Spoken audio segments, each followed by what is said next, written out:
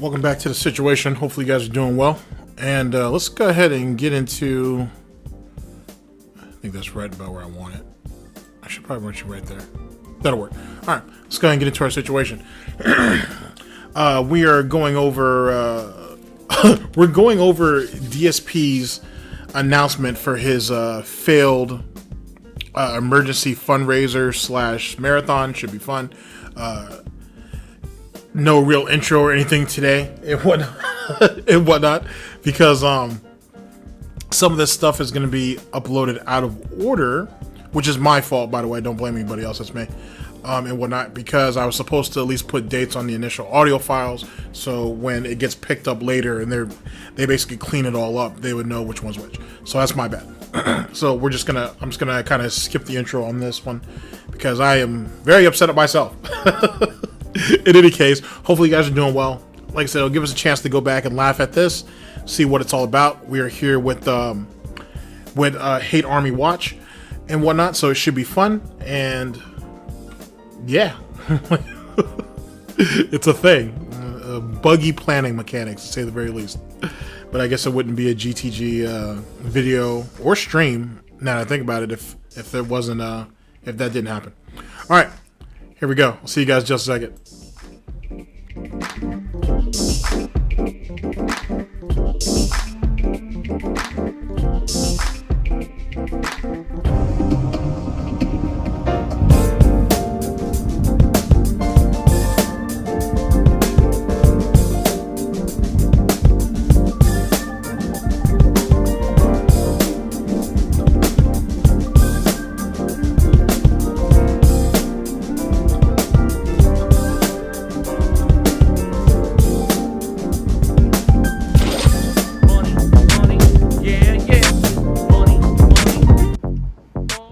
So, that should be fun on Friday. Of course, Friday night is my usual throwback session of old school Street Fighter fun. And then over the course of this weekend, it's going to be... man.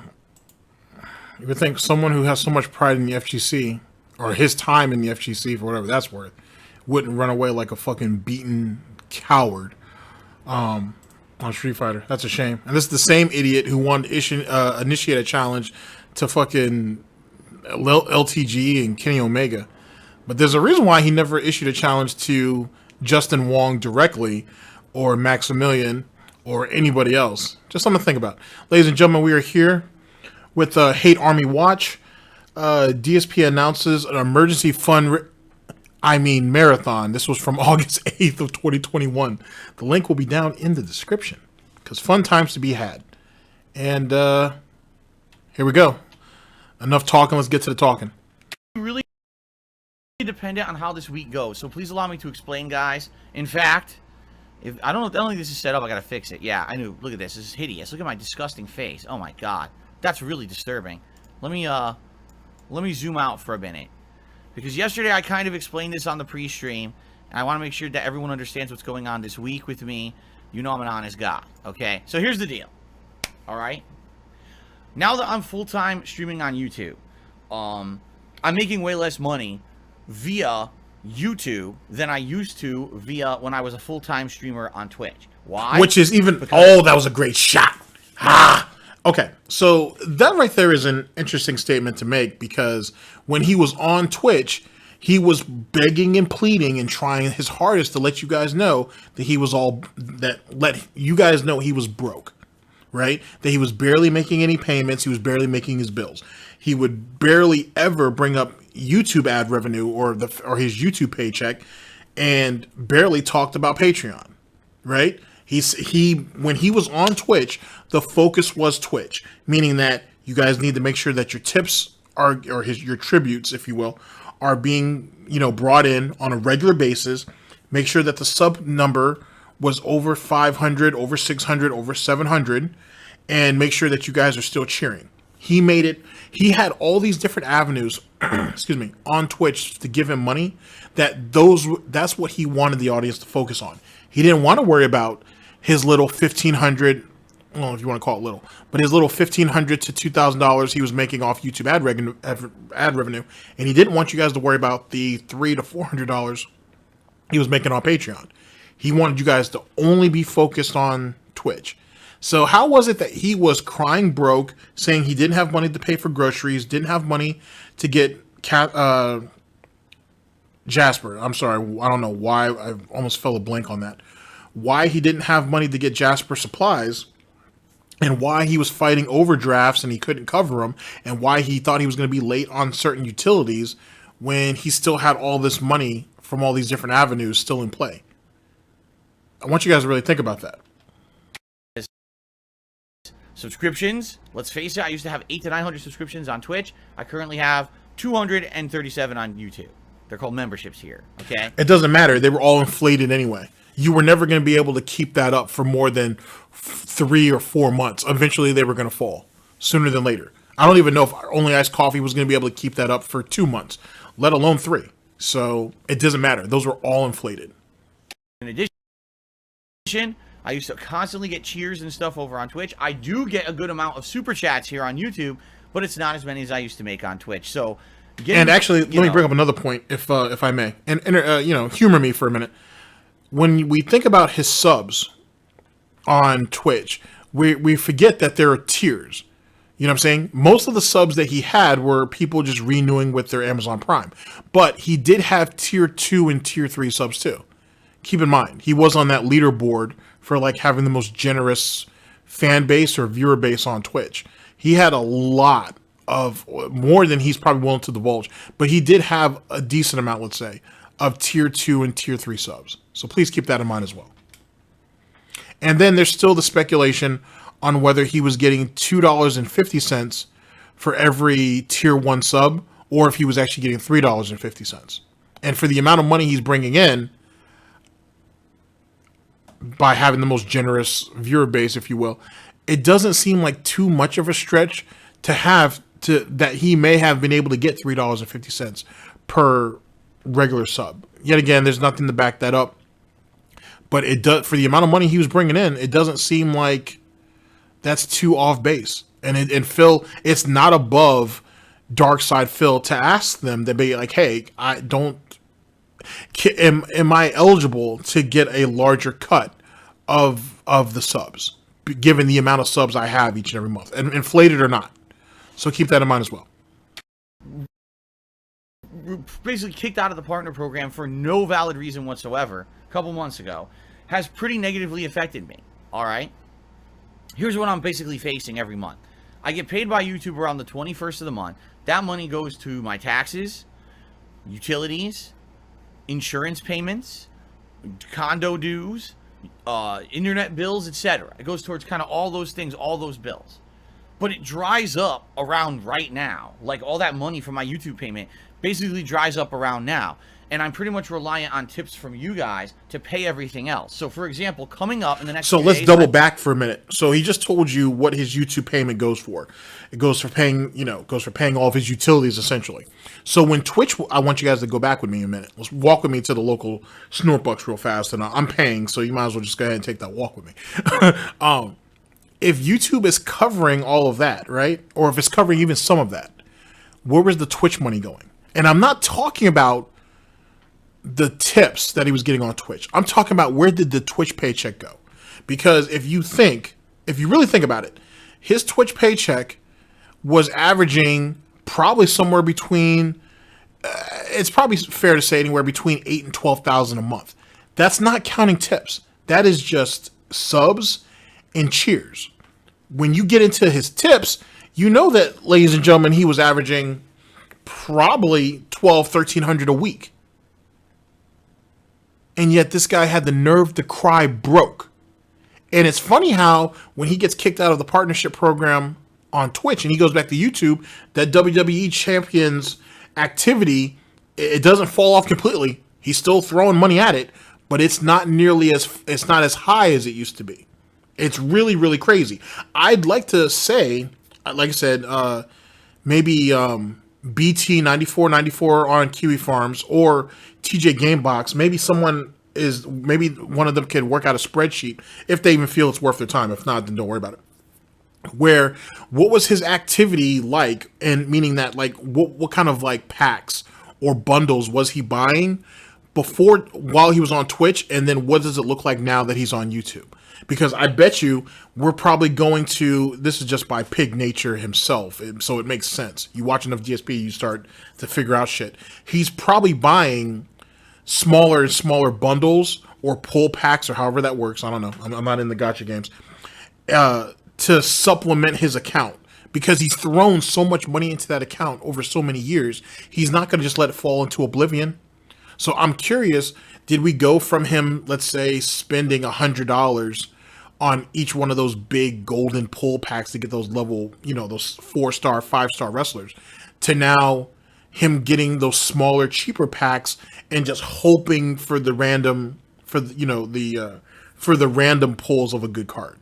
You know what I'm saying? I'd like to see, if not a spreadsheet, at least some type of documentation that kind of shows that over a period of time. That would be kind of cool, but it requires a lot. But I'd be anxious to see how, just so you guys can see what his spending was from Twitch to YouTube. And that's what leads back to my theory, which is a theory I think a lot of people are now subscribed to. That as soon as, like I said, October 20th, 21st, 22nd. No, is it October or November? No, it'd be October, because October would be 6 months, because he got kicked out of the partnership program on Twitch in April. It was like April 20th or 21st. So he would be eligible for affiliate in 6 months. So that would be October. So October 20th, 21st, that week, if you will, which is right around which is only the week before, give or take, the Halloween celebration. If he announces at whatever Halloween celebration he got going, or Halloween marathon, or whatever dumb shit he do, that hey, I got partnered back or I'm back in the affiliates program on Twitch, don't be surprised if he go back. And then when he gets back there, he'll be like, oh, being a partner wasn't that big of a deal anyway, and they didn't really help me, and the benefits aren't really that different from affiliate. You guys have all heard this bullshit, because it was no different when he was with Machinima. And then he had to go downgrade the Curse because Machinima kicked him out. And he's like, yeah, I don't have a managed partnership with Curse, but it's not that big of a deal because we have the same ads for everybody now. So it's not like it's that much different. He'll do the exact same thing because he's a whore. And that's what whores do, which is ironic because he's been calling Rich that. But he's a whore. He's just as much of a whore. In a lot of ways, him and Rich came out of the same brothel, if you think about it, internet brothel. You know what I'm saying? Because they do the exact same tactics. But, I mean, I think DSP is more of the originator than Rich is. But don't matter. They're both pieces of shit. Got my condo dues are due. The internet bill is due. That's all around the 10th to 11th of the month. Usually different. It's not the same day every month. Usually around the 10th or 11th. Then, on the 15th, my mortgage is due. Okay? So that being said, all the tips I'm raising right now every single day are going towards those bills. Okay, every single dollar is going towards that. There's nothing else I can do. I have to put the money towards that. Sorry, I need to bring that back because he said the 10th or the 11th is when his mortgage is due. That's funny because he's told us that his mortgage payment's due on the 1st. He has till the 15th. He's saying that now it's due on the 12th, but he's been telling us for the last couple months he's been paying it on the 15th. So let's go back and let me see if I can find it for you. It's not the same day every month. It's usually around the 10th or 11th. Then on the 15th, my mortgage is due. Okay, my bad. I thought I heard him wrong, but he told the truth even if he didn't mean to. That being said, all the tips I'm raising right now every single day are going towards those bills. Okay? Every single dollar is going towards that. There's nothing else I can do. I have to put the money towards it. I don't have any other income right now. If that's the case, then where's your Twitch paycheck going? I mean, sorry, your YouTube money going then? If every tip from the 1st till, let's say, the 10th or the 12th or the 15th, whatever, is going towards paying those big bills, then where is your YouTube paycheck going? Where's Patreon going? Where is the silent majority support going? See, he can't explain those things. He can't answer those questions, which is ironic in a lot of ways. So this week, if I'm streaming and I'm doing really well and I'm hitting the tips goals every stream and everything, okay, great, that's spectacular. If I hit the tips goal every stream, likely I'd be out in the clear. I'd be good. I'd be able to afford all my bills. $300 a day, which is what, $3,000 every 10 days, 30 days in a month, more or less. You know what I'm saying? So $9,000 a month. Wow, $9,000 a month, which used to be what the Twitch paycheck used to average out at. That ain't too bad. And then, you know, and then the money that comes in on the 21st, roughly, for that YouTube paycheck, you know, it's whatever. You know what I'm saying? He's not saving it, clearly. So I don't know what it's going to go to, but it's going to get black holed somewhere. And then right back to begging again. So, ladies and gentlemen, it goes back to that whole $400 to $800 a stream or a day that I told you guys DSP was kind of shooting for. He dropped it down to $150 a stream because he thought that was more obtainable. And then once he can get them regimented into hitting that each and every stream, watch that bitch go back up to 200. And if they start hitting that on the regular where he don't have to worry about it, watch how that shit will jump back up. It's not happening. Maybe because people are starting to wake up. Maybe because people have already spent all their stimulus money. Who knows? Who cares? But the point being is that's what he was trying to work them to. And it didn't happen. But that's what he was going for. Once that stimulus money was announced, he looked at them like they were something to eat. And trust me, he bled quite a few of them. Quite a few of them were dumb enough to fall for the piggy trap. Into the piggy ensnarement, if you will. And they did it all on their own. Good. But let's be realists here. Do I hit the tips goal every stream? No, I definitely don't. I don't actually expect to hit the tips goal every stream. In reality, it's hard to hit the tips goal every stream. Every game is different. It brings in a different audience. Having streams at different times of the day brings in different audiences. And not every day is going to be chock full of support. Just this last week, I had a Mass Effect 3 conclusion stream that raised $7. And the thing is, that's okay. As long as it evens out over time, it doesn't really matter. But that's not true, because that's not true on two fronts, actually. First thing, why are you blaming the game? You're supposed to be the entertainer. You're supposed to be the one with all the talent and all the skill and all the ability, right? Why does the game always have to carry the day? And if all these people are so invested in you and your success and your legacy, why would they care what game you're playing? Something to think about. Secondly, it doesn't matter if we don't hit the tips goal every single stream, as long as it balances itself out at the end of the day. Okay, fair enough. Or at the end of when it's all said and done. Cool, no problem. So those days, Phil, that you hit 330, 400, 450, 560, wink, wink, nudge, nudge, oink, oink. When you hit those days when you were hitting those stream goals, first stream, I should say, and then on the night stream, you only got like $30 and you're bitching and complaining about how you need to hit each and every tips goal, and people brought up, well, wait a second, you made $500+ on the first stream. That covers 2 streams, or 2 additional streams, I should say. Oh, no, that's not how it works. I need to hit each and every one of them. The extra, it's already going to bills. It's already going to something. Each goal needs to be hit. What about that spiel? What about those examples and those situations? We forget about stuff like that. Those things get memory hold quite a bit. But you guys remember stuff like that. First stream is pretty successful. It gets, they get $400, $500.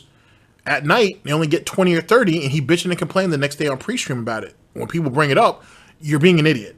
All the streams are important. All the stream goals are important. That's why they're all in place. I wouldn't ask for the money if I didn't need it. You guys remember hearing that? I'm sure you do. Pepperidge Farm remembers. I'm currently in a situation where basically I am incredibly tight on funds because I'm now streaming on YouTube. Right now is it's such an important time of the month for me because I need to raise as much as possible on every stream to get past the mortgage payment and all of that. Once I get paid by YouTube around the 21st, then I'm usually in the clear for a few weeks until I get back to this first week kind of situation again next month. Now, people are basically saying, well, it's like... What do you mean the first week? If you get paid on the 21st, it's probably only 2 weeks until the end of the month, give or take. And then you have the first, let's go by his logic, few weeks, few, usually meaning 3. We're talking about the last 2 weeks of the month, maybe, and then the first week or 2 of the following month, which means there's only like another week, maybe... we're really arguing semantics at this point, but there may be another 10 days or so until he gets paid next. So you're telling me your YouTube paycheck can't carry you there?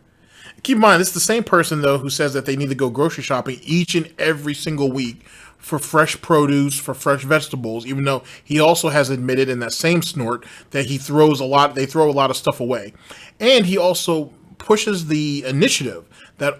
But the day before his day off, I should say, he needs to hit the tips goal, or the stream goal or whatever, so him and his wife can have meals out. And I said meals out, or they can have meals delivered. Yes, I did say that. You've heard me say that plenty of times before. So what about that? And here's the thing, though, too. Isn't that counterintuitive? If you're going out to buy fresh produce, right? Isn't it counterintuitive to be ordering out or going out to restaurants or whatever the case may be all the fucking time on your days off? If you're looking to spend more quality time with each other, why can't you sit at home and make a meal with all this fresh produce that you have at the house instead of letting it go bad and throwing it away? I don't know. I'm a brain dead idiot and shit, and stuff like that is beyond logic. You know what I'm saying?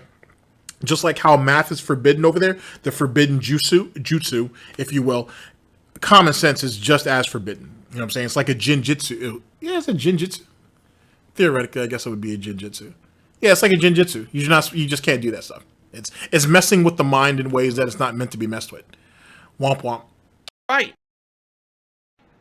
You're absolutely right. There's nothing I can do about it. I got kicked out of the partner program on Twitch for no reason, and I lost a ton of income because of it. I've got to find a way to make ends meet. And for me, I would think the best way to do that would be to stick the course, stay the course, and keep...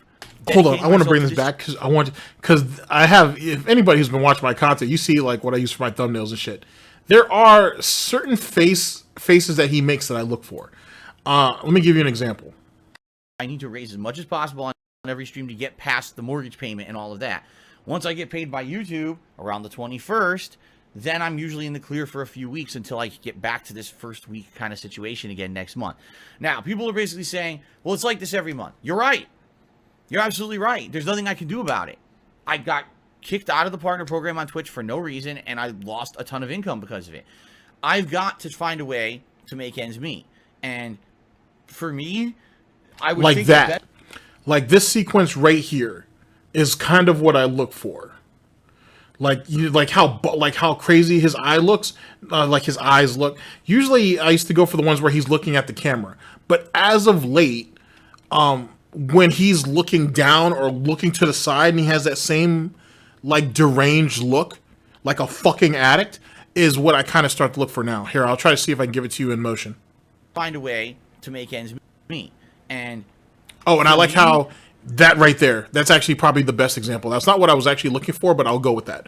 And I like also the fact about, I have to do whatever I can to make ends meet, but you're not actually doing anything. You're just telling other people that they need to do everything in their power so you can make ends meet. That's really all he's doing. It's double speak in the worst possible way. But this right here, what you're seeing currently on your screen, if you're looking at it, if you're not, don't even worry about it.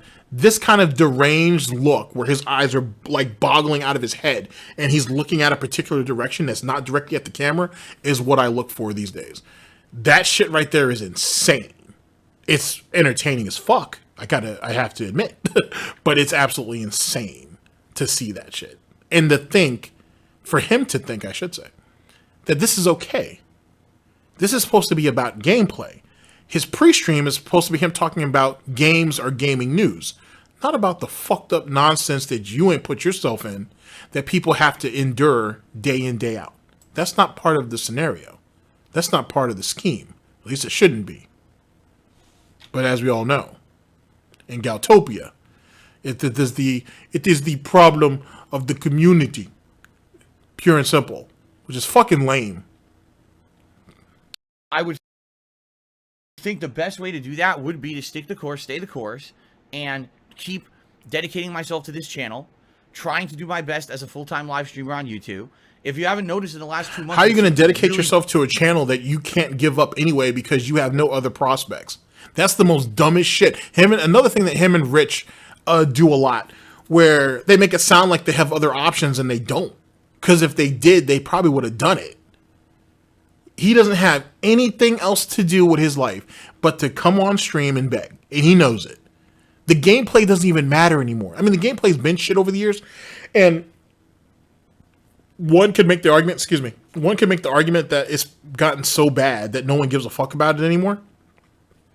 Because to be honest with you, I don't watch a lot of his gameplay anymore at all, except for the Street Fighter shit. And I watch that usually through a filter, unless Raw DSP has something in particular I'm looking for. If not, I'm waiting for This Is How You Don't Play. So I'm over there waiting for, the outsider to go ahead and drop one of those things. Or any new buddy or any new person. I said new buddies, but new people who do This Is How You Don't Play. I might watch a little bit of that just to see what comes out of it. Outside of that, I was never there for the gameplay anyway, so I don't care. You know what I'm saying? Let the former fans deal with that bullshit. I'm not there for that. I'm just here for the dumb shit he says. So the gameplay was never a point of interest. But now that that's really dried up and it's really trash, it's really only the frustration that he exhibits is the only thing that means anything. Outside of that, you can just wait.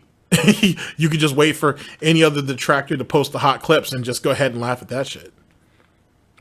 So even the main draw that's supposedly supposed to be his job, that's supposed to be the staple of his legacy on the internet, he can't even do properly. He never could, but he certainly can't do right. He doesn't even have that anymore. So the concept of calling himself a gamer, he can't even say that. I mean, he does, but no one cares. Everybody laughs at him. He's a joke on Twitter. He's a joke on Twitter, especially in the gaming, essentially the gaming realm on Twitter. No one takes him seriously. No one gives a fuck. He's so inconsequential to anything is the reason why no one takes him seriously. You have nothing to provide, or what? No one takes you seriously on anything you say because you have nothing to provide. You have nothing of substance. You have nothing of any credence. You don't have anything. You saying that I've been around for 13 years or I've made money doing this for 10 to 13 years, what it means nothing. It doesn't mean a damn thing. When you're only known for all of your worst clips. And those things have proven to be not just part of your persona. It's you. That is who you are as a person. And that's why no one can relate to you. That's why it's easier to laugh at you. Because if not, then they ignore you. And it makes you wonder, would you rather be laughed at or would you rather be forgotten? That's what DSP has to look forward to. I don't know. It seems kind of like a hard choice, but I don't know. We'll see what he goes with. Big growth. I mean, last month we were like, what, 150? And now we're at 237 and growing. Memberships. Super chats are up. They're way up. Compared to when I first started on here, like the last 2 months, it's been growing and growing. I think it's happening is people are getting... Oh, really? And yet we don't really give any credence to super chats. I mean, yeah, you'll say the last super chat. I guess that's who the person is, but I'm not sure if you actually say the name. And then we don't track super chats either. Because initially, when he started, he said, oh, I can't track super chats. I can't tell you how much it is. That's why there's not a total super chat number up there. Then come to find out, oh, well, yeah, I do know all the super chats. Well, wait a second, Phil. You said that because the currency is different, there's no way you can track that. Even though anybody who's monetized on YouTube can tell you, because I've watched enough videos from other people that told me that, yes, all of that money is accumulated into US dollars or whatever your currency of choice is. So, yes, you do know what your total super chat what your total super chats are. Jesus Christ, you can watch Nick Ricada, which is what I do. I think most people do. And he'll tell you, he's very upfront with how much he's making super chats. Matter of fact, he is so upfront that I can't remember the name of the website. But there's a website tracker. Let's reword that.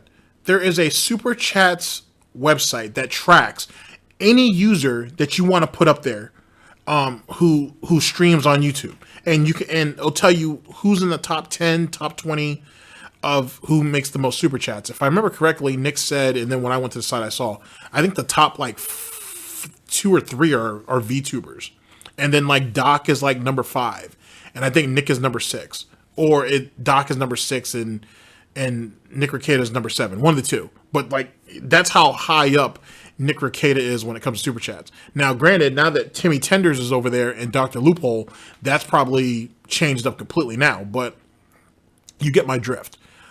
There are sites that will track that. You know what I'm saying? Or Nick will tell you he has no problem telling you how much he's making. He's making a lot. Fucking a lot. Blows DSP out the fucking water. So it's not like he didn't know how much he's making. He does know. He even admits it now every once in a while on how much they make at the end of a stream in super chats. But before, he said he couldn't do that, even though it was right there on his YouTube dash page. Or dashboard, I should say. So, yet again, lying scumbag continuing to be lying scumbag. Time streamer here. And on top of all of that, okay, there's so much new content now that's going to be coming out. Every week, there's going to be 1 or 2 major new releases, starting just in 1 week with Hades, and then after that, every week there's a new release. September, every week there's major new releases. October, November, we're in the busiest gaming time of the year. So I get the feeling we're going to see more people on the streams, more people who are going to be coming out for the bigger playthroughs and wanting to support. Once I build this channel back up to where my Twitch channel was, I should be fine. I shouldn't be in any situation where I have to talk to you like this and be like, guys, I need help because I got to pay my bills the next week. All right. It should be it's all good because there's enough coming. But see, in. we know that's a lie too, because when he was at 900 to 1,000 subs on Twitch, the few times that happened, he still bitched and complained about money and how he needed help and support. Oh, well, Phil, you got 1,000 subs or whatever. I don't get paid till next fucking month, you idiot. So I need money now. I need money now. So this right here is same song and dance. It'll never get better. He just said, I think he said in this one, it was in another video I did. He said that every month it's like it's a bottomless, it's like a black hole. It's like a bottomless pit. And he's like, you're right. Matter of fact, it wasn't this. It was just a few minutes ago, actually. So he's already admitted that it's never going to get better. Just keep supporting in the hopes that it might get better.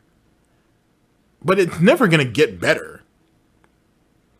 He's been doing this since 2017. Well, late 2016. But 2017 he's been begging like this. It's 4 fucking years ago.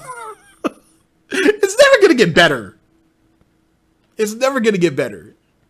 And so this face right here, imagine what this face that you're looking at right now, this scary, fucking ghoulish type face. Just imagine what that looks like in another 5 years. If he lives that long.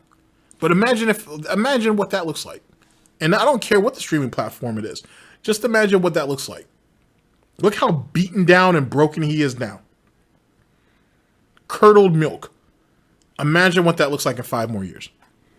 Back to where we were, and it shouldn't be a big deal. But right now, that's very much not the case, okay? Right now, in this next week, I need to try to raise this goal every single stream. And if I do, I should be good. But likely, that's not a realistic thing or realistic expectations. It's doubtful that it's going to happen. So here's what's going to happen, excuse me, this week. If everything goes really well every stream, then we're just going to do standard gameplay streaming all week long. No problem. Everything's good. But if by the end of the week, I look and I'm like, man, there were several streams this week where we didn't hit the tips goal, and I'm looking at my finances. Okay, here's what's due when. If I don't have enough, I'm going to have to do some kind of an emergency fundraiser next weekend. All right. Now, last month, it was a Fallout marathon. It went really well. People loved it. We did a special episode of That's How Feasting with the King debuted and everything. So let's see what happens, okay? My mentality is thus. Play it by ear this week, stay positive, see what happens this week, and hopefully everything goes well. And if it does, then we're good. We'll just keep doing standard double gameplay streams like I do every single day. But if, let's say, by Friday of this coming week, I look at it, I'm like, man, my mortgage is due in 2 days and I can't afford it. I'm going to have to do an emergency fundraiser on Saturday. Okay? It'll be Fallout likely. And this is the thing that I'm surprised, yet again, more of the people over there didn't get. This was punishment. That emergency fundraiser, all these emergency fundraisers from here on out, I would think, are punishment. He's laying down the groundwork for all of that. That's a pretty decent screenshot too, actually, because it almost see, that's why I hate Army is fucking so good and shit. That's it made sense to put the chat there. Anywho, it was punishment. He did it as a way of, hey, I'm laying out to you guys what I need, like 2 weeks out, 3 weeks out, whatever. And he's looking at all these deleted messages. That's hilarious. Anyway, if you guys don't come through, I'm gonna punish you on Saturday. I'm going to punish you on Saturday if you guys don't come up with all this money. And even if you guys do come up with the money, in reality, even if they do come up with the money, he's still going to punish them with the fundraiser. It's just, and here's where the difference comes into play. You guys come up with the money, it becomes a marathon, fun times to be had. You guys don't come up with the money, it turns into a fundraiser, and I beat you guys down for an entire day on how you guys failed me and how I'm not able to pay my mortgage. That's literally what he's shooting for. And that's how it's always going to be from here on out. That's a fucking shame. That's a fucking shame. And on Twitch, he wouldn't have pulled it. Not like this. It would have still been scummy and it would have been the same premise, but it wouldn't have exactly been like this. This is nasty. This is really nasty. This is a really nasty way, I should say, of treating people who have given you everything that you have, which isn't much when you really think about it. Like, fuck that condo. You know what I'm saying? You know, fuck his life, fuck his wife, fuck all that bullshit. And it's all bullshit. He don't own none of it. None of it cares about him. And he'll end up losing it, or they'll pick up and drop him the first chance they get the moment things get bad. Pure and simple. That's what his life consists of. And he's not fighting for anything. He's literally sitting here saying, I'm going to keep playing shitty games. Well, I'm going to keep playing games shitty week in, week out. And you guys need to come up with this tips money. If you don't, then there's going to be one particular day where I'm going to have to put you guys in timeout, and I'm going to force you guys to give me more money. And it's going to be through Fallout because, well, I need to finish that game anyway before all the new games come out. And more importantly, you guys said you liked it, then you abandoned it, and the fact that you guys wouldn't, you know, keep hitting the tips goal while I play it, so now I'm going to make you guys suffer through it. But that's the whole point of this fundraiser, marathon type situation. It was punishment. It was absolute fucking punishment for them not doing what he wanted them to do. Maybe I'll even do some special stuff for it. Maybe I'll even do a special episode of DSP Tries It. Yes, not Feasting with the King, but maybe an episode of DSP Tries It where I'll get like a fast food yeah, see, yet again, going back to my punishment narrative, because I know most people would be like, oh, how's it punishment? This is how it's punishment. See, if everything goes well, then you get to feast with the king. If not, you know what I'm saying? If the marathon, the feasting with the king, all that goes away. That's better luck next time, idiots. If I have to punish you with this fundraiser, you guys get to DSP Tries It. I show you a little bit of food, I take a couple bites of it, and then I go downstairs and eat with my wife. And you guys get to sit here and listen to shitty music on my stream for about a half hour until I'm ready to come back. You know what I'm saying? You peasants don't get to eat with me and get to, hear all my thoughts and we have fun conversations and air quotes. You know what I'm saying? If you guys don't hit this goal. That's the thing. That's and that's kind of the crazy narrative that he's painting. But that's exactly what it's going to be. That's exactly what it is. That's kind of shitty. Especially since the money he's so dependent on to whether he's doing Feasting with the King or DSP Tries It is coming from the same people that he's going to punish if they don't come up with this money to hit his mortgage. That's crazy. It's funny, but it's kind of crazy. I think that's new and try it out during the stream or something like that. So that's basically the deal. I can't tell you what's happening next weekend until I see how this week goes. If this week goes great, then next weekend we'll just have standard gameplay streams. We'll have the medium and Fallout kind of alternating as the early stream. Maybe Hades in there too if I like it on Friday. And the late streams will be Flight Simulator, Halo, PUBG, and trying to finish up Last Stop. But if things don't go so well this week, and I need help, then I'm going to probably do a marathon-style stream on Saturday to raise funds to pay my mortgage, okay? Just being honest, okay? That's what's going to happen. So I wanted to try to lay it out for you. I wish I could promise you something next weekend. I don't know what's going to happen next weekend. It depends on how the week goes, all right? And you never know. You might have people come this week and say, oh, well, because we've heard about this now, we want to help Phil, and they rally, and every stream's great. Or it could end up being a slow week. I don't know, I just do my thing. And You know, it's always been my mentality that if I'm putting out an entertaining and fun stream with cool social interactions, that if you guys can support it, you will. But I also know that that's not exactly reasonable to expect every single stream, you see? So we'll see what happens. And yet he's still doing it. Yet he's still doing it with the expectation that you guys are going to come through. And then if you guys do come through, oh, I'll step off of my throne for a minute and we can do Feasting with the King. And we can have a marathon, which is no different than the fundraiser. Except for the peasants get to eat with me with Feasting with the King, and you guys get to sit outside and whatnot while I eat off my throne with DSP Tries It. Because I'm of the premise, of the philosophy, that if I'm putting out fun and entertaining streams, you guys will give me money. And if not, well, you know, that's your fault, basically. I did what I was supposed to do. You guys didn't come through. So it's up to you. Basically, he's putting it out there. Because let's be honest, the marathon and the fundraiser are the same shit. The only difference is Feasting with the King or DSP Tries It. And the fact that these idiots over there were not smart enough to see the difference between those things blows my fucking mind. It's absolutely fucking hilarious. Okay. Virgo, I already answered. And then it didn't matter because the event still failed. The event still failed. So who gives a shit?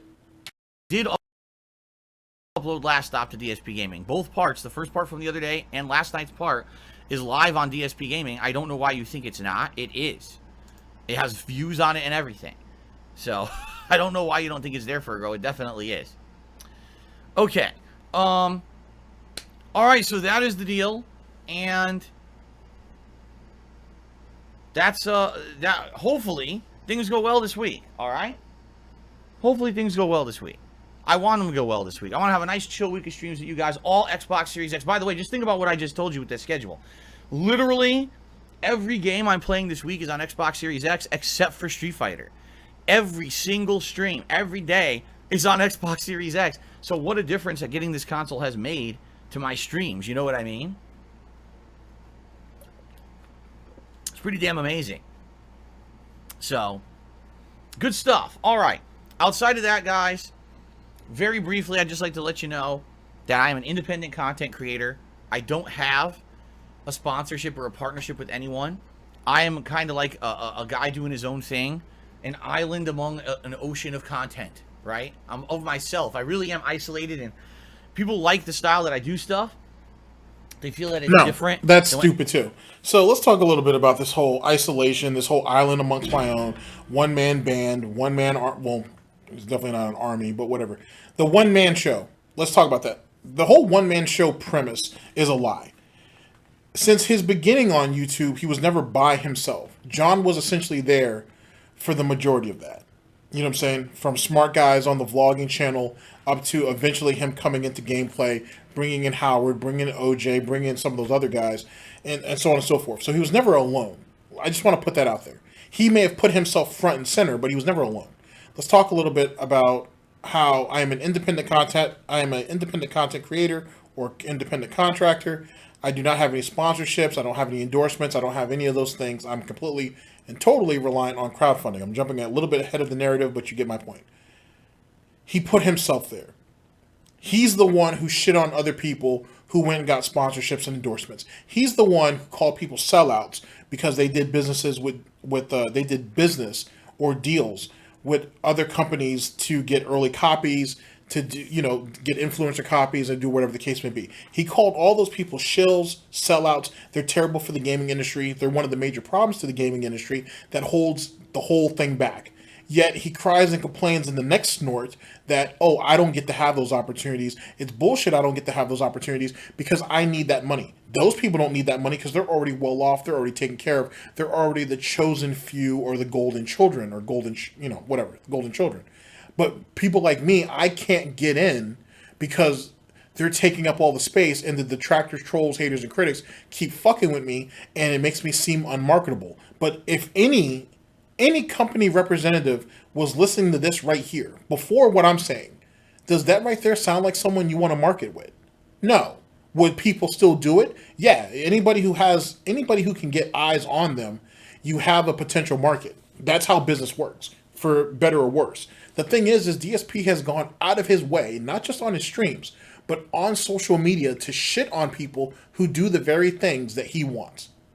He lashed out at them because he's a reactionary bitch, and he felt the way he felt and he said it, not thinking about what the consequences were.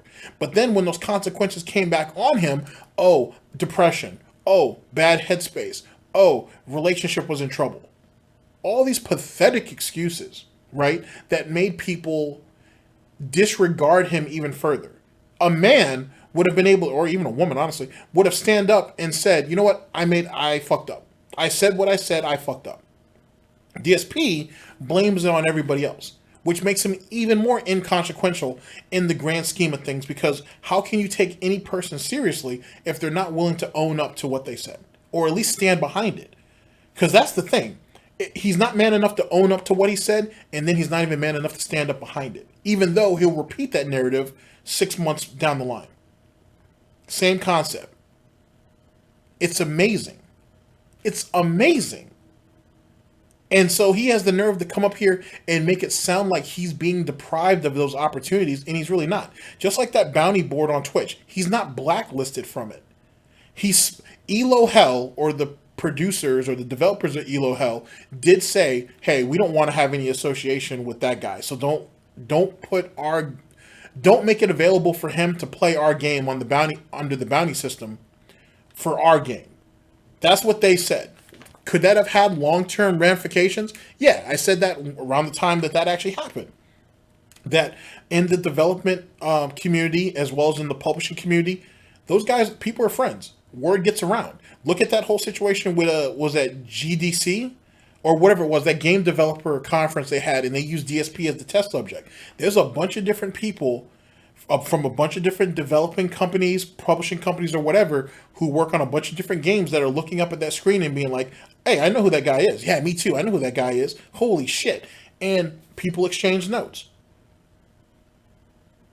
Am I saying that the people who made Elo Hell couldn't have reached out to other people and said the same? They may have, they may have not. Either way, they didn't want to be associated with him, and they had the right to say so. But that doesn't mean Twitch is just going to kick him out of the bounty system because of that. He was back in the bounty system for Assassin's Creed Odyssey.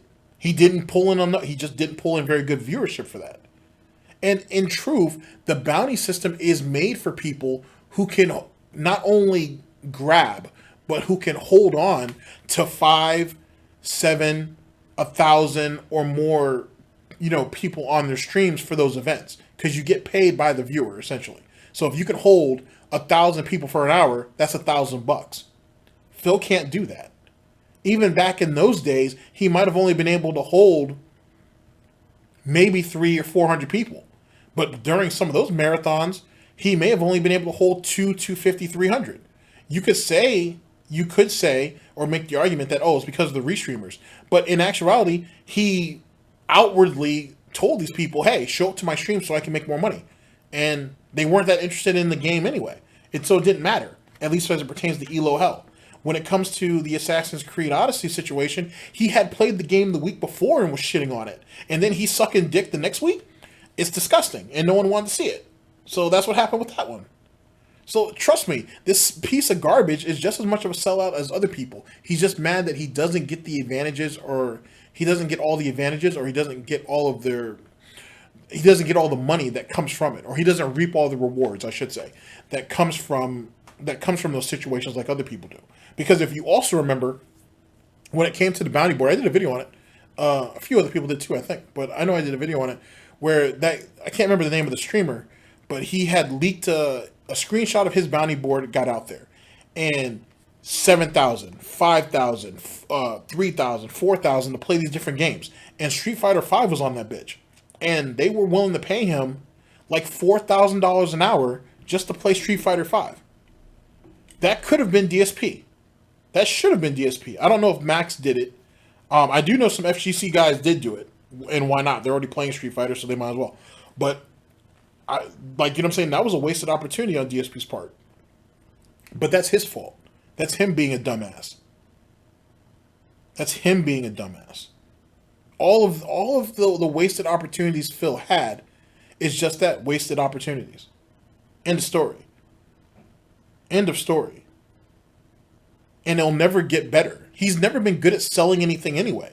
If that was the case, he should have good sales on his Teespring all year round. There's enough trash up there to do so. But the thing is he doesn't update none of it. So all that shit has 18, 2019 merch up there, which is all well and good, but it doesn't make it a collector's item or make it valuable if you don't have that shit in limited runs.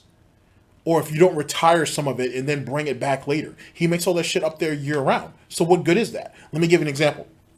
So if I ever get into merch, which I'd like to, I have some ideas of some people I want to talk to you about designs. But like, if we ever got into merch, everything's going to be essentially in a limited run. Because what point is there for you to buy something if it's just readily available? You can get around to it whenever you feel like it. That's cool, right? But like, if you do everything in a limited run and you have kind of new stuff kind of cycle in a couple of times a year, you'll be far more successful than if it's just all readily available all year round. And you can see that with a bunch of different content creators. That's why they all do everything in limited runs. Now, personally, I like the idea of it being available for like anywhere from like 20 to 28 days. You know what I'm saying? So basically for a month. I like that idea. But some people have even told me, they're like, hey, if you do a run, only make it available for like 21 days and then cut it off there. It's good advice because other people do it too. And there's a proven track record that it's successful. But I don't know. I just like the idea of 30 days. I don't want you to feel like you have to be in a mad dash to go and get it. But I also don't like the fact that people are going to miss out. But that's just part of the business though too. But anything over a month is insane. Well, it's not insane. It's just excessive.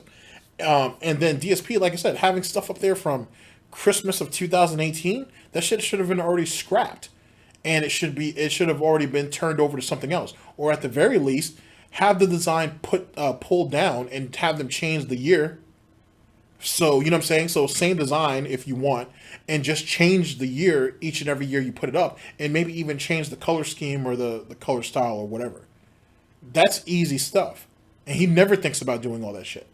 But then again, he don't even promote Teespring like that, which tells you it don't make no money. So make of that what you will. Everyone else does. You don't hear me shilling games and products on here. You know that when you watch my content, I'm being honest with you. And I've done this for 13 years and going. One of the longest running content creators out there and still going strong. So if you like this style of content, if you appreciate the way that I do stuff, and you want to support it, thank you in advance for wanting to support it. Seriously. There are many ways you can do so. You can become a channel member, which gives you many different benefits, including a highlighted name in chat, getting cool emotes to use in the chat, not having to abide by slow mode rules, and getting a cool crown to show how long you've actually been a channel supporter. Okay? So please consider becoming a member if you're not. We have a member goal, 275 members by the end of this month, and if we do hit that, I'll be doing another fun marathon just like yesterday next month. What would it be? Hey, it could be anything. It could be a retrospective event where we look back at the past and I kind of do commentary and reactions to my old content. It could be a Rageathon. It could be an Indies marathon. It could be another Game Pass marathon. But no matter what, I like how we haven't seen a retrospective event in a while, by the way, because he can't stand his own garbage. I love that. I love that idea that he can't stand his own content, so that's why we don't really do it. He puts it out there, but he doesn't want to go over it. And that he's had so many recommendations to go over so many videos, and he refuses to do it because he's scared that a lot of... Let's rephrase the whole thing. DSP's content is trash. DSP knows his content's trash. DSP's fan base knows his content's trash. DSP's fan base chooses content where he says controversial stuff, so he can either apologize for it, hold on to that one. So his fan base picks out content that's controversial, so Phil can confront himself on it and apologize for it, hold that, or they pick out entertaining snippets of him saying shit that he swore that he never said. That's stuff that detractors made up. Okay. He doesn't, when Phil gets recommendations for anything, he has to go through and proof watch it, if you will. He has to screen it. That's the word for it. He has to, or the term. He has to screen that content to see if there's anything there. And if it is there, he'll just avoid it. This goes back to another opportunity financially he could be doing, and he won't do it because he's a fucking tart. Watch detractor content. Monetize your fucking idiot fan base to have you watch detractor content, which is what they want you to watch anyway, and is far more entertaining than your shit. Do you know how many people he would draw to his streams if he did a retrospective going over his more controversial stuff from SnortBucks? A lot of viewership would show up for that shit. Especially since Phil has admitted that he has tried to take he's tried to take not only SnortBucks down, but he's tried to take videos down. Well, he's targeted SnortBucks before. He admitted that in actually I can prove that. He admitted that in 2017 during the Escort saga, when he was talking to another one of his minions in a DM conversation about having stuff taken down as it pertains to the Escort saga. When the person brought up SnortBucks, he's like, "Oh yeah, I've gone after that person before. I've reported them before too." So he's been gunning for SnortBucks for a long time, and I can also contest to it. In 2017 and in 2018, late 2017, which is when I started doing videos, and then at least 3 or 4 times in 2018, SnortBucks put up videos that eventually got taken down within 12 hours, and more than likely DSP was behind those. And SnortBucks never put them back up. But if you look at the time period when they went up missing, and you go back to Phil's pre-streams, you can probably find out exactly what was being said. Because that was at a time when SnortBucks was only focused on the pre-streams. You didn't see much of DSP's gameplay be interacted in that. So let's rephrase that last segment. If you look at SnortBucks uploads from the end of from September of 2017 up until I'd say probably as far as April or May of 2018, look at how their upload schedule is, and then look at where the gaps are. And there is a few. You'll find at least 5 that I can think of for sure, that there's like 5 videos that are missing. You coincide those 5 videos missing with Phil's pre-streams, and you'll find out whatever it was that Phil was trying to hide. I guarantee it. I guarantee it. Whatever was in those SnortBucks videos was enough to get Phil pissed off to report him. And that's what he did. Over the years, it's gotten harder and harder for Phil to do it. But back in those days, he still had at least some type of, I guess he had some type of pull. And he was probably having people mass report him, and that's how they came down. Just like how he was trying to convince this person to take down detractor videos that was talking about the Escort saga. It's just something that Phil does. It's been turning out really well, so could be fun. Now, you could also do a super chat or super sticker. These are ways to contribute straight through YouTube. Either one of those, you'll get a cool pop-up in the chat itself. And basically, I will give you a shout-out as well, you know, for those contributions. Or you could tip me. And being very honest with all of you, tipping me right now is the way to go. If you can tip me, please tip me today rather than the other ways of support, because I need to raise funds to pay my condo dues, the internet bill, and my mortgage all within the next week. Okay? So how do you tip? If you look at the description of the stream, you'll find a link, or you could type !tip into the stream chat. Either way, brings you up a link to go to my tips page where you can leave a tip. All right? If you leave any kind of a contribution today, I'm going to give you a positive shout out. As long as you are in line with the rules of the stream and you're not trying to personally derail the stream or say something disgusting or insulting, etc., then I'm just going to ban your ass. Okay? Very nice. I'm very appreciative of all of your contributions. Any way that you contribute, and even if you can't contribute, just coming to chill with me, I really appreciate that. I'm a gamer at heart. I've been doing this my whole life. It is my hobby as well as my job, and that's why I love doing this so much, because it really is incredibly fun to me. It's not just work. It's not just a paycheck. So I'm happy that anyone just wants to come and chill with me. But obviously, if you can support the stream, by all means, please do, considering this is my livelihood. All right? Very nice.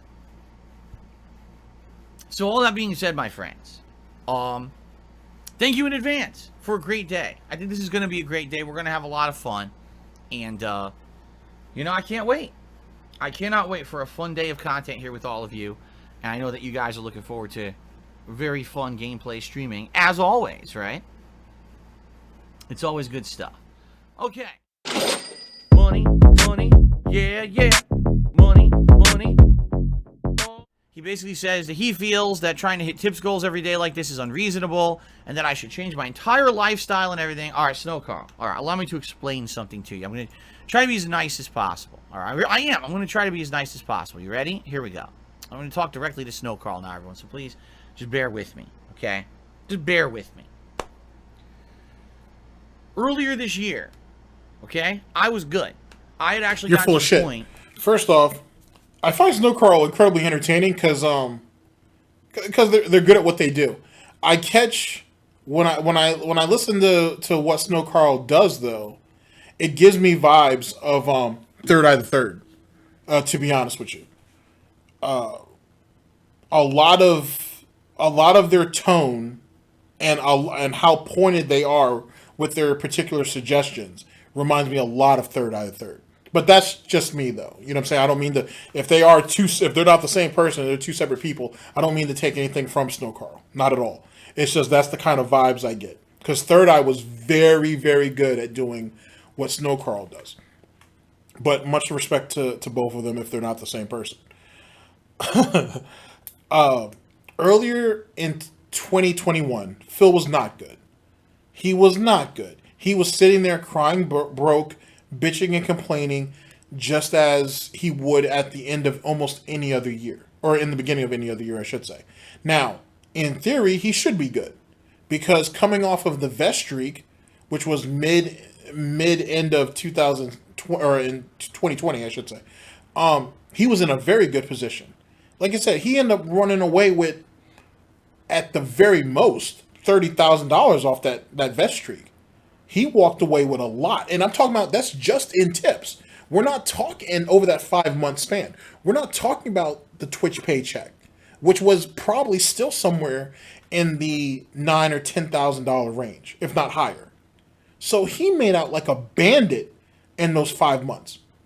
Let's put it into perspective. Let's say he was making between $10,000 and $12,000 just off of his Twitch paycheck those 5 months. Then you add the accumulation of all the money he made off the vest streak. That's $80,000 at the very most.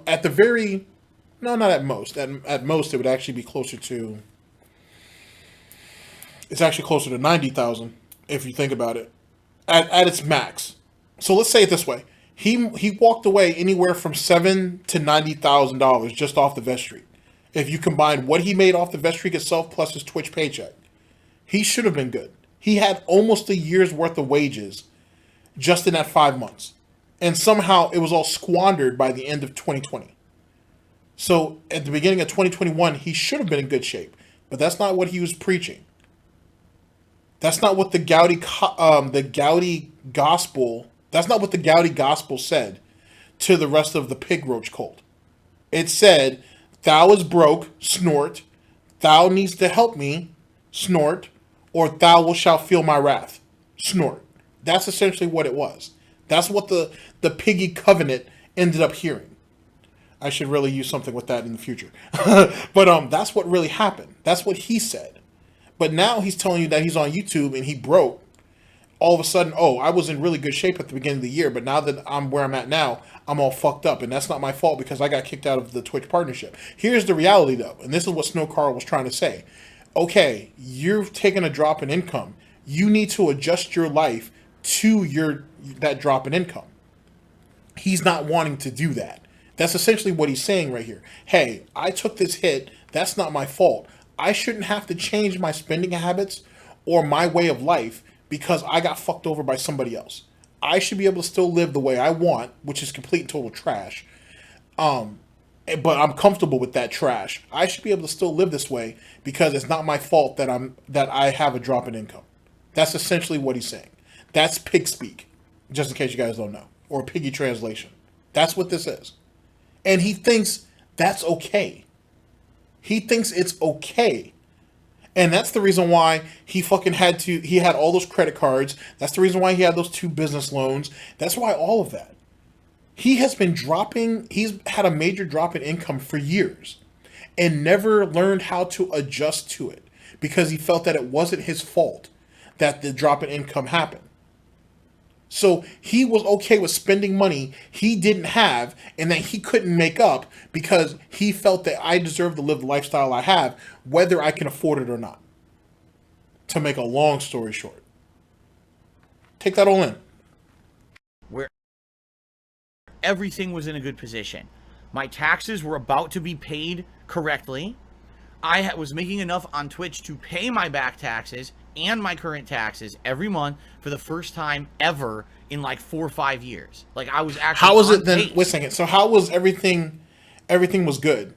I was about to be in a position where I could pay my taxes. About to be, meaning that he wasn't there. That's not good. I was starting to get into a position where I could finally start paying my back taxes. That doesn't sound very good. You know what I'm saying? Because in truth, if this idiot curved his spending, he would have already had his back taxes taken care of. Which is even more funny because he's the one who kept trying to allegedly get all these payment programs and then would abandon them and then have to go back and try to apply to get on another one. That was him that was doing that. Nobody else. So that's his fault. But everything was good at the beginning of the year. It don't sound like it. It sounds like everything that you needed to do, everything you were supposed to do, you weren't doing yet. That's what it sounds like. You weren't doing any of that yet. He's trying to imply like he was working towards it, but he really wasn't doing anything. He was still living the way he wanted to live. He still wanted to, quote unquote, reap the rewards for his hard work. Can't say that with a straight face, right? Without still fulfilling his obligations. That's what it sounds like.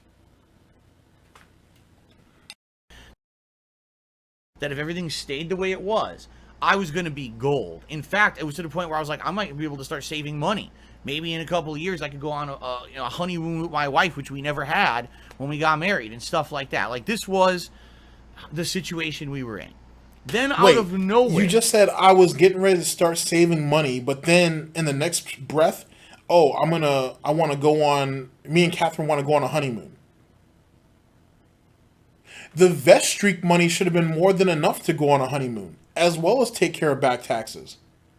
If we want to go with my theory about that 90,000, that was enough to clear up everything.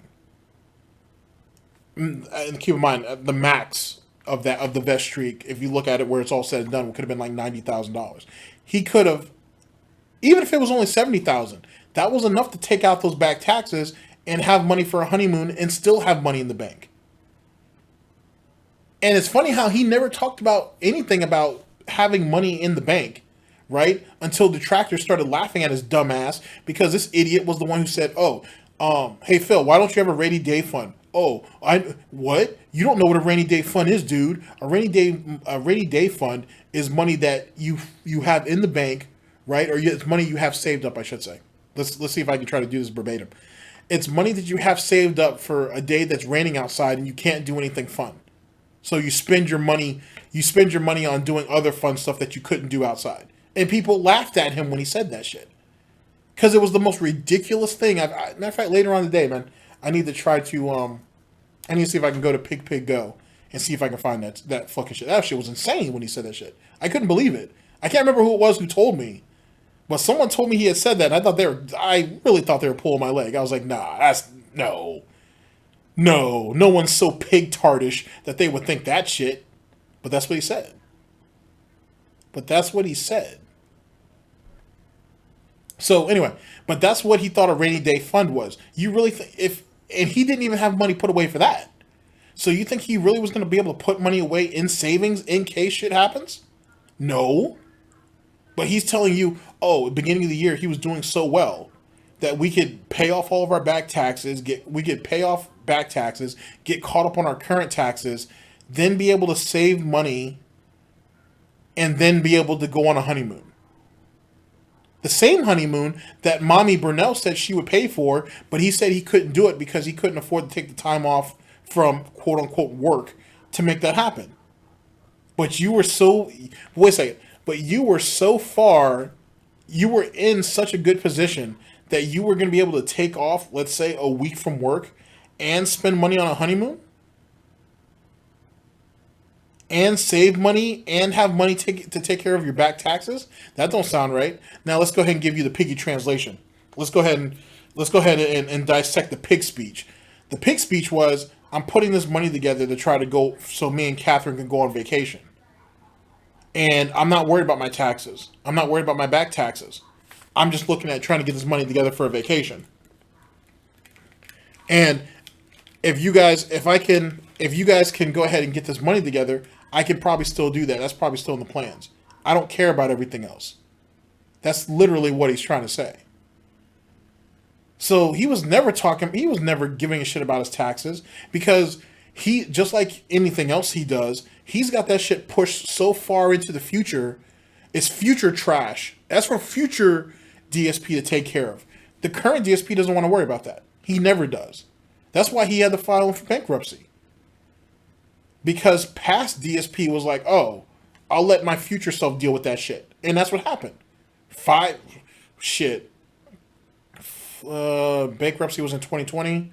So you got to think 2014 DSP was like, oh, he can deal with that. He can deal with that bullshit. 6 years now, DSP from 6 years into the future can deal with that. I'm not worried about that. And that's what he did. He's such a deficit and a hindrance on himself that he's constantly fucking his future self up. And because of that, he can never get ahead. And he's okay with it. Because that right there is the narrative to keep him going day after day. That's what puts one hoof in front of the other. And that's what allows people to continue to support him. It's almost like, if you think about it, if you really, really consider it, he almost purposely fucks himself up in the future so he can guarantee himself the income needed to get to that future. And that's not a future. That's not a future at all. It's a set of consequences that eventually you're going to have to deal with. And he's just not smart enough to. It's easier to put the problem off and let myself down the line worry about it than me dealing with it now. And look at where that's gotten him in his life. And sadly, for him, not for us, but for him, that's the entertaining part. He wants us to be like, why can't you guys cheer for my triumphs? What triumphs have you had? Point one out to me, and we'll see. But you have to point one out. You don't have one. You don't have one in any video games. You don't have one in anything in your life. Nothing. You just existing? Well, Jesus Christ, doesn't every one of us get a triumph? Or isn't it a triumph for each one of us to get up out of bed every day? Every day above ground is a win. So I'm not going to give you anything for merely existing. No one deserves anything for that. So what else should I give you? What else have you done that makes you worthy of anything? Oh, you don't have anything. Okay, so now we have to look at the flip side of that coin. Well, let's see what your failures are. Oh, there's plenty of them. It's abundant. It's plentiful. We can go out there and harvest all day, and in a couple months, it'll be just as bountiful later. So we go with that. You have nothing to be happy about. Even this thing, right? Him doing content creation online as a job and getting paid for it isn't anything to brag about. That's definitely nothing to be jealous of or envious for. It's really not. Because if he can be the lowest common denominator, and he is, and he can pull 120,000 off of this, I would assume, and I think it's fair to assume, honestly, anybody could. I think anybody could. I think if Wings woke his fucking dumb ass up and got his shit together, he could probably turn his shit around. Would he be as big as he was? Okay, let me reword that, because that's just, he is almost as big as he was, but I mean physically. From a popularity standpoint, will Wings ever be as big as he was? No. Is he in a position to still pull 100,000 plus a year or more? Yes. He doesn't have, from a skill set standpoint, I'll use Call of Duty. He could get back into Call of Duty and make shit happen. He just can't play the way that he plays. The way that he's used to playing, being patient and kind of camping it out, he can't do that anymore. He can't do that because he doesn't have enough awareness and his reactions and reflexes are gone. He doesn't have that. Now it requires planning. He has to actually use some strategy and be cerebral if he wants to come out on top. In a team-based game like Rainbow Six Siege or Battlefield, he can't do that anymore. He can't play those games to the level that he wants to play them. He's not good enough. He believes that he's a general when he's actually a private. Pure and simple. You're not one to give orders. You're one to take them. That's what you do. You have to take orders. You have to play a role, and you have to stick to that role. In Call of Duty, it's a bit more flexible because everybody runs around like Rambo and shit. If you can be supportive enough, if you can play support good enough to where you see one or two of your teammates get killed, and then you ended up taking down or you dispatch whoever the opposition is to where they can respawn and come back up and take ground, he's Gucci. That's all he kind of needs to do. He needs to be just a strong anchor. And he doesn't want to. He wants to play point man. And he's not good enough for that anymore. I'm sorry, he's not. Just like how, no shot to this guy in particular, but I'll be honest with you. Just like 402 Thunder likes to think he's a rusher. He was never a rusher. He was never a good one anyway, but he was never a rusher. At the end of the day, he was an AR guy, to be honest with you. He's good at picking off people from a particular range or distance that he can hold and control. Pure and simple. He was a much more... Actually, sorry, I'm going off on a tangent here, but 402 Thunder is just was just a better version. He was a much more mobile version of what Wings of Redemption was as a camper. That's all he was. That's all essentially he was. He was never a strong rusher. Even with he does have good map awareness. He had a good understanding of weapons, but he doesn't have the rusher's mentality. If nothing else, maybe with a shotgun, he was kind of like a room clearer. And even then, there were certain parameters that had to be set for him to do that. Other than that, like, he was always getting caught off guard on his flank or some shit. That's just how Thunder was. But he was aggressive and assertive enough though, where he could rack up kills. But I would never say that he was. I mean, I would never say that he was anything above that. Like when you think of rushers in Call of Duty, you know, like, I guess especially during his days, I would think for sure Randy Savage comes to mind. Obviously, Mark of J is like at the top of that fucking heap. J-Cap. Who else is another rusher? Mr. Soldier is a damn good rusher. Frito was a good rusher. Guys like that. Those guys are actual pure rushers. You know what I'm saying? Thunder was never like that. He was an AR guy. And that's no knock against him, but he's an AR guy. As time has gone on and the game has sped up and he can't keep up, he's chosen to go into certain game modes where he can control a certain area and then people just feed into him. It is what it is. There's no shame in that. It's just, it is what it is. But you see Thunder, for all his credit, he has adjusted to that. Wings has to do the same. And that's what Wings it hasn't gotten into his head yet. He needs to, if he's going to keep doing what he's doing, he has to adjust to his circumstance and the situation. Instead, he's reverting back to what he was. And that's why he's going to fail. DSP is not even on that plane of existence. He doesn't even have that. He doesn't even have that. He doesn't even have a strong enough foundation to even rebuild what he had. It was a fluke. It was luck. It always was luck. And he knows it. Everybody knows it. There are a few detractors out there who want to give him credit, and so be it. God bless him for it. But it was a fluke. It was a fluke.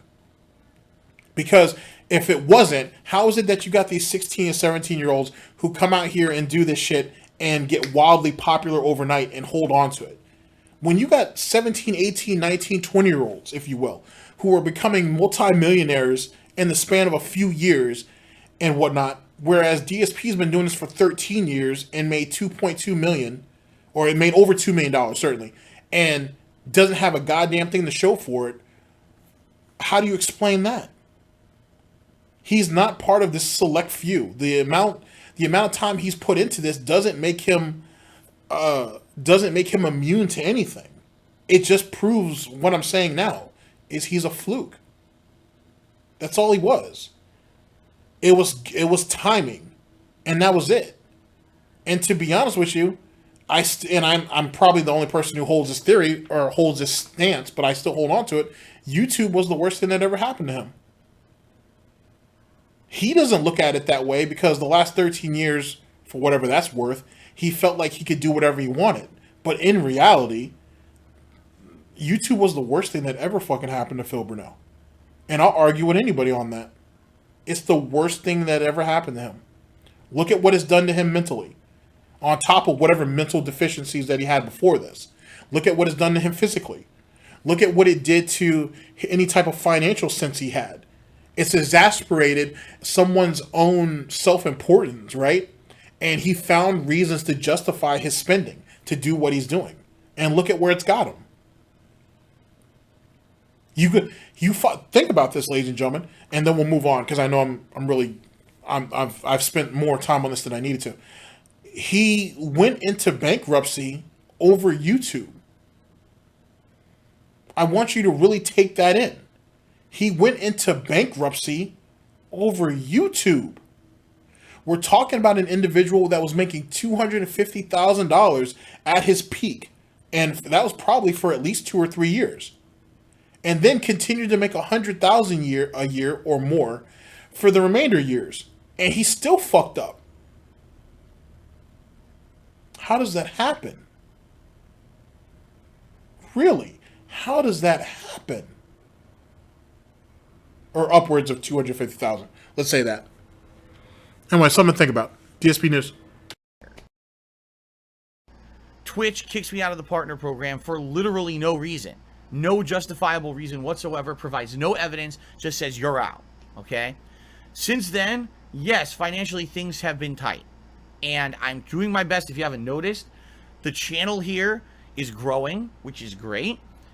The support is growing. Everything is going positively. Now, we're at the precipice, the very beginning of constant new content. Everything Xbox Series X Game Pass I'll be playing. All the new releases are about to start hitting week after week after week. This is the time right now when, if I have a brain in my head, I would say, all right, let's hunker down. Let's do as well as I possibly can. Let's keep a positive mindset. Let's focus on putting out entertaining, fun streams for everyone. Let's build this channel back to where it's popular again. Not to say that it's ever going to be as popular if it ever was, but I would like people to think that they could come to DSP Gaming. That's what I wanted you to hear. That's what I wanted you to hear. That small part. When, if I have a brain in my head, I would say, all right, let's hunker down. Let's do as well as I possibly can. Let's keep a positive mindset. Let's focus on putting out entertaining, fun streams for everyone. Let's build this channel back to where it's popular again. Not to say that it's ever going to be as popular if it ever was, but Bam. I would like people That's what I wanted you to hear. Let's get this channel back to where it was, to get it as popular, as it ever was, if it ever was popular. That's what I wanted you guys to hear. Because if anybody ever thought they were white hot popular, as he likes to call himself, or like how he used to describe himself, I should say, that doubt would have never existed. That doubt would have never existed. That right there should not be in the Gouty gospel.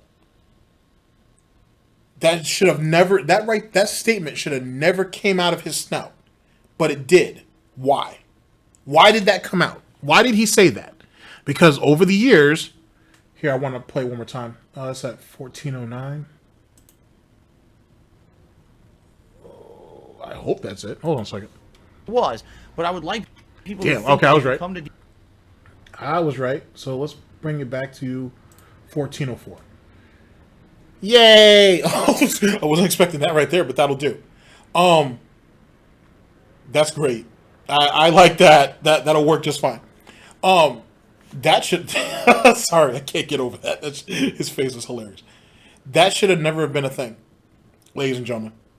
He should, if he was truly popular, if you are truly successful, or if you ever were successful, you should never doubt that, ever.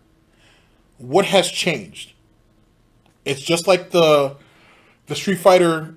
It's just like the 4th place finish at EVO 2005. Over the years, he has listened to enough detractor content And he's listened to enough people mock him about it that he looks at it as it's a deficit to me. So I have to cut it away. Because now it's not useful to me anymore.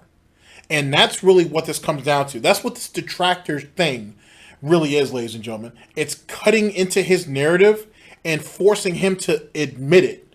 That, hey, you were never this. You don't have this. You're not the realest person on the internet or on YouTube. You're not the most honest person. It's cutting away it's basically cutting away at the fat. It's slicing the bacon off of his back and making him come to the conclusion that, you know what, I have been lying to myself. And I have been lying to you. And piece by piece, that's exactly what's going to happen. That's what's been happening. Because 4 years ago, you would have never heard him say that. He would have never came out of his snout and said that 4 years ago. Never would have thought it. But he thinks it now. He's getting up there in age. He sees how the internet looks at him. And he's forced to accept it. And that's what, as a detractor, you should be looking at putting out entertaining content. That's what your priority, if you have a priority. I don't know if you should have a priority doing any of this, I should say, but that's what you should be looking at doing, putting out entertaining content and getting a message across if you can. But if you can show people where DSP lied or where DSP's flaws are and allow and be able to illustrate that in a very comprehensive way, then that's what you should shoot for. But when DSP absorbs that content, that same detractor content, and he sees the error in what he's saying, that's where the real win comes into play. This whole thing about running around wanting to be right and all whatever, we've already seen what people who wanted to have control of a situation, we all saw what that happened, or where that leads to. We've all seen that. Doesn't mean we've necessarily learned from it, but we've all seen that. But if you can have Phil see that narrative himself and realize, holy shit, that is useless, and cut it away, and then him project that doubt to his audience, that's a real win. That's a real win for the collective. If that narrative can be pushed across. Him seeing his own flaws or seeing his quote unquote achievements actually be deficits, and him having to confront his own lies are the real win. That's what it comes down to. Because the Paypigs, to be honest with you, are useless. They're gonna see what they want to see. You can't really do much about that. But even DSP can't deny the reality of his own failures or of his own faults. He can't even do that. So if you can get a moment like this to come about, that's where the win comes into play. It's ever going to be as popular if it ever was, but I would like people to think that they could come to DSP Gaming as a place to not only get on-demand gameplay, but now live streaming gameplay on a daily basis. I want more people to become regulars of the channel and support it, okay? Now is the time to focus positively on that, okay? Exactly how, if I now say, well, I need to downscale my life, so let me start thinking about moving out of my house, and what else can I say? First of all, there's nothing else to downscale personally in my life. There's nothing. I don't do any frivolous spending. I don't have time for even frivolous spending. I'm here 6 days a week full time. Where you think I go to, like, you know what I say? I guess I go on gambling trips and I blow money, and I must, you know, on my day off, I must go out on my yacht, right?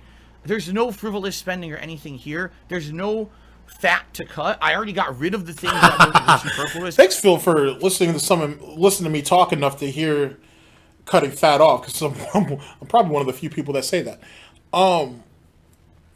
Yes, there's always cuts to be made. The concept of you going out to eat with your wife once a week or whatever is a cut that needs to be made, first off and foremost. That's the first bullshit that probably needs to get cut away. Secondly, whatever other excessive spending that you have going on, WWE champions, you're drinking, whatever other silly shit that people have been saying for the longest time, myself included, for a number of years, needs to be cut. It should have been cut, to be honest with you. This general idea that, oh, I'm going to always have money tomorrow, so I don't need to worry about thinking about tomorrow or saving for tomorrow, is what's gotten you to where you're at now. And you are old enough to know better.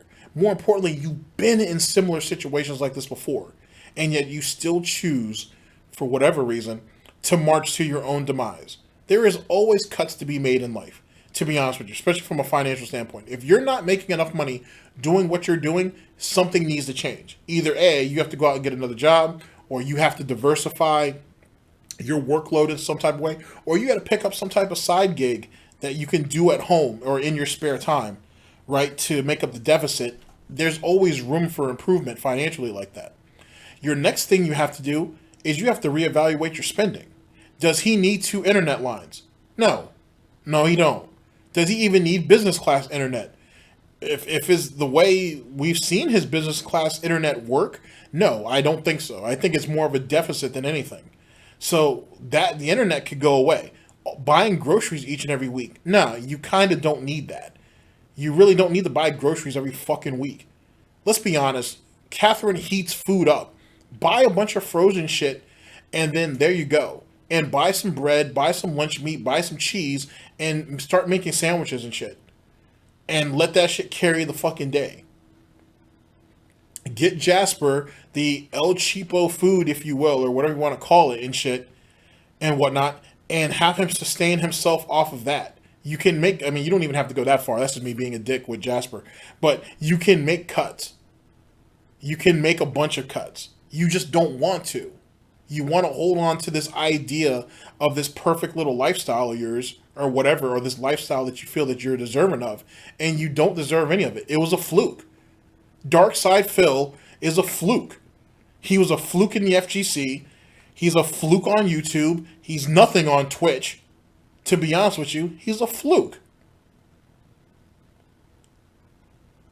It's all he'll ever be. Because if there was really anything he did that was meaningful, if he really touched people's lives the way he says he does, why would they let him be like this? I'm being honest. Why would they let him be like this if that's the case? I'm sure all of you have seen YouTubers or Twitch streamers, right, who have provided years worth of content. And for whatever, you know what I'm saying, they've provided years worth of content.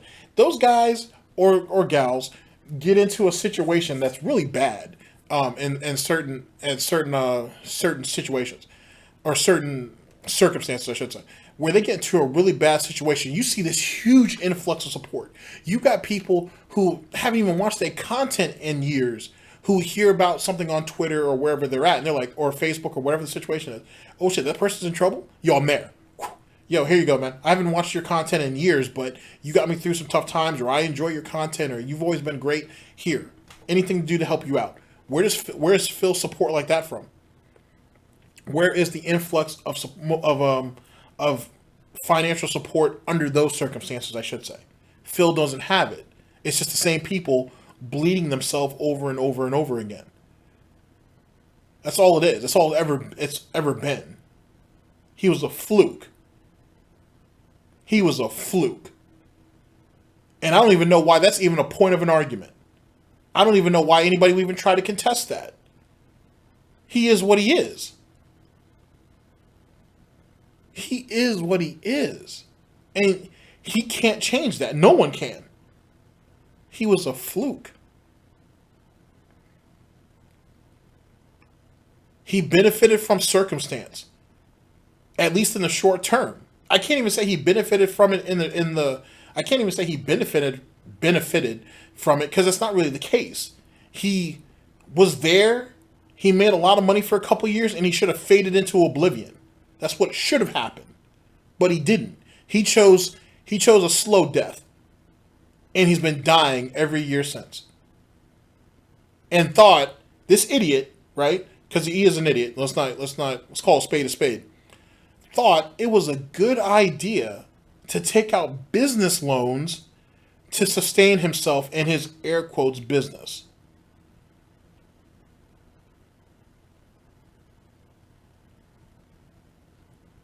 That right there that's his legacy. He begged. He couldn't provide good content. It didn't matter what game he played, he still trash at it, so people laughed at him. He could have just rolled with the punches on the laughter, and people would have thought, okay, you're shitty at games, but he has a good personality about it, and people would have supported him on that. He couldn't do that because his ego was too big. People like to call that shit pride. It's not pride. His ego's too damn big. That's all it is. It's fucking ego. And so he resorted to begging. And he's been doing it ever since. In truth, he started his career begging. Because when he had a job, right? When he was with the helicopter company and shit, he was begging for money to get games. Or, sorry, I'll be generous about it, even though that's not what I do. I'll be somewhat generous about it. He was soliciting donations so people could help him with the cost of games. In a lot of ways, Phil said when he moved into into the condo in Connecticut that it was because of their contributions is what allowed him to have the money needed to make it into that condo. So theoretically, they helped him do that. So theoretically, he's been begging since the beginning. So this whole free content on YouTube that he gave them for 3 years before he ever started making money on his content, as I've said in previous broadcasts, is a lie. People were helping him financially since the jump. So essentially, ladies and gentlemen, it was never a one-man band. He was always had some type of financial, moral support in some way, shape, or form. He never did nothing on his own. Never did a goddamn thing on his own. He doesn't understand what it really means to struggle. He doesn't understand what it means to actually cut the fat and have to, you know what I'm saying, put yourself out of a bit of a deficit just to keep shit going. You know what I'm saying? He doesn't know what it's like to hustle or anything. You know what I mean? Like, what's the saying? You don't, like, you're not successful. You're not successful if you haven't been down to 100 to bring yourself up to 100. So let's reword that. You're not, as a moneymaker, if you will, or if someone who makes moves, you're not truly a hustler unless you've been down $100 to bring yourself up over $100. Because think about it, you essentially started off in the black. Or in the red, actually, and then you brought yourself out of the black into the green. Essentially, that's what it comes down to. You got to be in the negative to bring yourself up to the positive. He's never been there. He doesn't know what that's like. Mommy and Daddy did a good job of that shit, and then even with his benefits, and even with being in a privileged position, he still doesn't know, or he still didn't take advantage of that.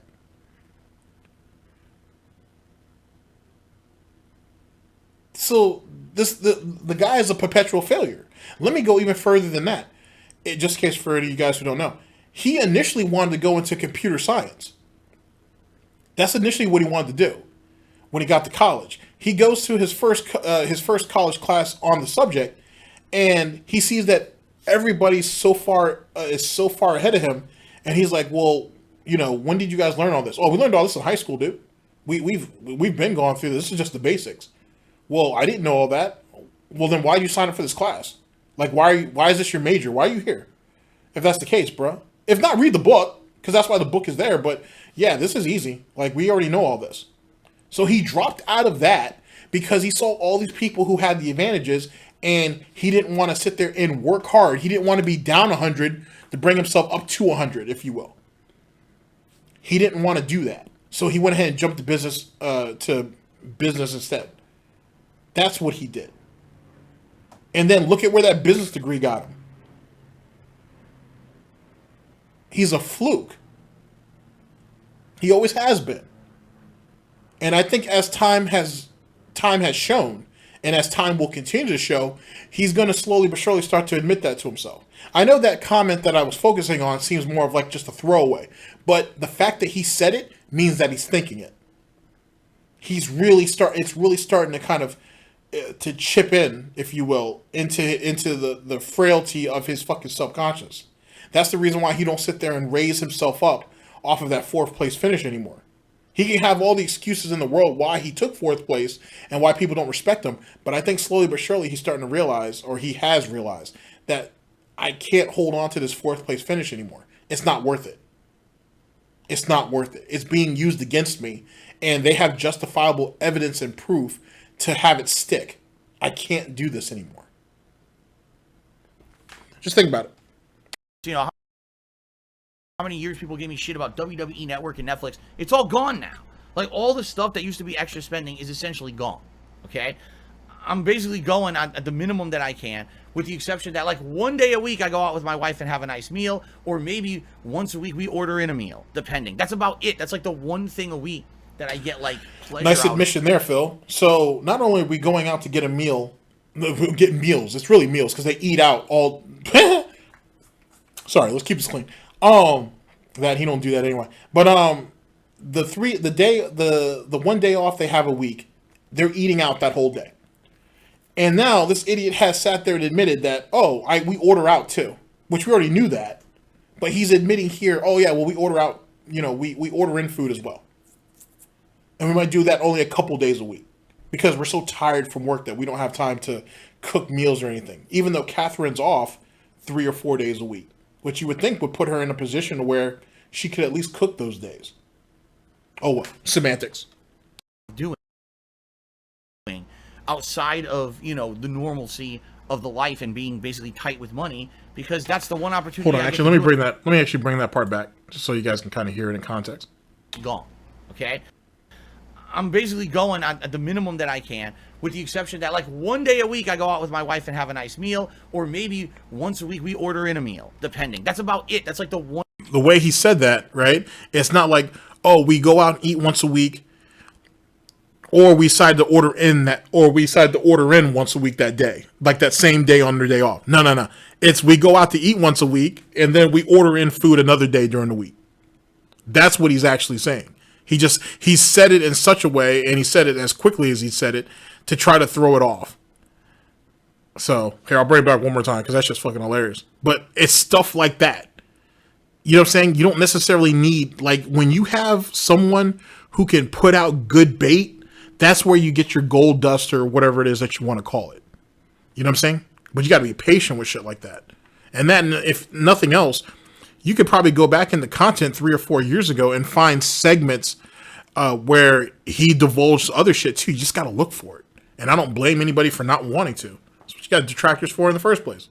I'm basically going at the minimum that I can, with the exception that like one day a week I go out with my wife and have a nice meal, or maybe once a week we order in a meal, depending. That's about it. That's like the one thing a week that I get like pleasure out of doing, outside of, the normalcy of the life and being basically tight with money, because that's the one opportunity I get to do anything. Okay? Wait. So you're in a deficit. You need to cut the fat. You need to do whatever you have to keep the business going.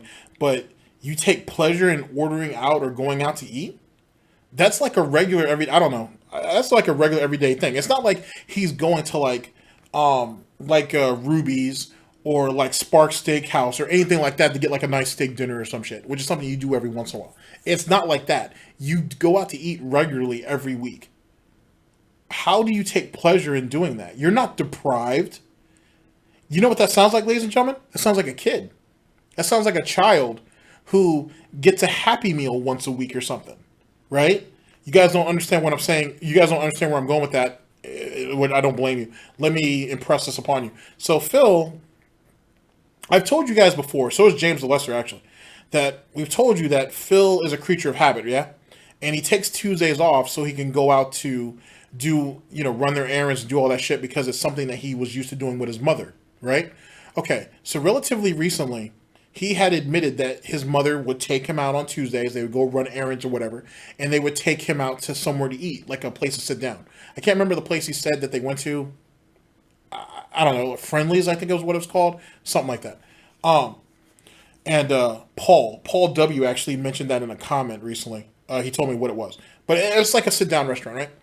And that was something that they did every week, and it was something that he's very enthusiastic about. It's something that he looked forward to doing. So on two fronts, that means something. One, he goes out to eat every week or orders food or whatever the case may be because it's something that is ingrained in him to do so. That's like I assume his mother taking him out to eat was like a treat for him, right? Like a special event that they're doing because he was a good boy for the week or whatever bullshit. And secondly, the women that in his life, he looks at them as nothing more than caretakers. They're people who were there to fill the gap of his mother.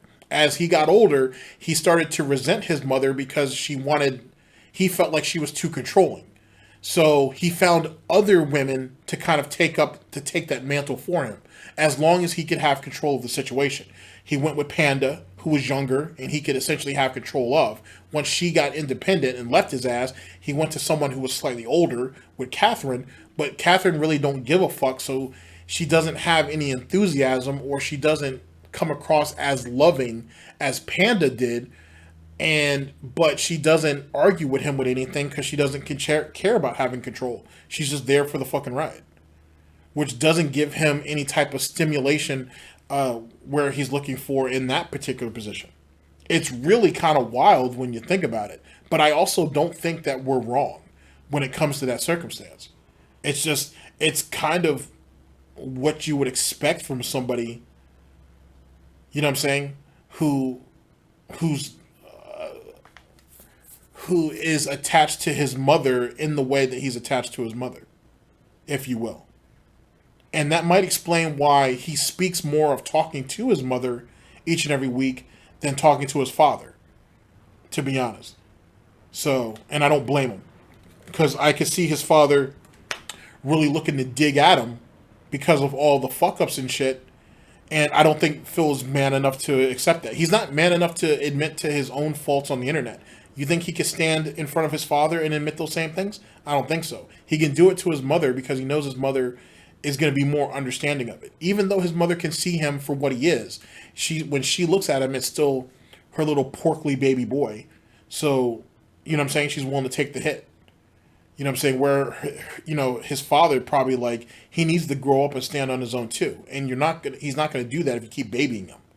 And you can tell that's exactly what's going on, because look at how he wants the audience to treat him, even though he treats them like absolute garbage. And if this guy right here is willing to lie to his mother about that 10-year plan, you're telling me he wouldn't be willing to lie to a bunch of strangers about anything and everything? The way people do anything is usually the way they do everything. He's no different. So, really, instead of saying something ridiculous like, downsize your home and your car and your bills, all right? How about you use your brain in your head, because I know you got one up there. I know you got a brain up there. You're not dumb. And think maybe Phil did that already. Maybe, just maybe, the fact that Phil's been in some financial troubles for years and he just got on a good page a few months ago before Twitch screwed him, maybe he already did that stuff, right? And I've already talked many times about how basically there's no way I can do anything about this house or whatever, because guess what? Even let's say, for example, I were to sell the house. Number one, that means I can't work. Why? Because I have to sell the house. I have to get the house ready for sale. I have to work with a real estate agent. It has to go on. I have to show the house to people and all of that. I won't be able to work. Immediate lost money. So I'm selling the house to make money to get another place. First off, don't you schedule showings? And you don't actually show the house. The realtor does, by the way. But don't you actually sit down with your realtor and set up days during the week that you do your house showings? You don't have to do open houses, if you will. You don't have to do those every day. You can do that a couple days a week. Most people do. They don't just have their house open every fucking day. Jesus Christ, when he went to go out and buy those houses, when he went out to go and look at those houses in Seattle with Panda, those houses weren't, I assume those people who were putting those houses on the market didn't do it every day. They worked with their realtor and they set up days that they were comfortable with doing it, days that they were going to already be out of the house from this time frame to this time frame. And that's when it all got done. And if I remember correctly, outside of the realtor and all those houses they saw that were already occupied, meaning that people were still living there, none of those owners were there as far as we saw. He didn't record them, so I would assume they weren't there. So X to doubt on that. That's the first thing. Secondly, he is, and this goes back to something that I've said back then.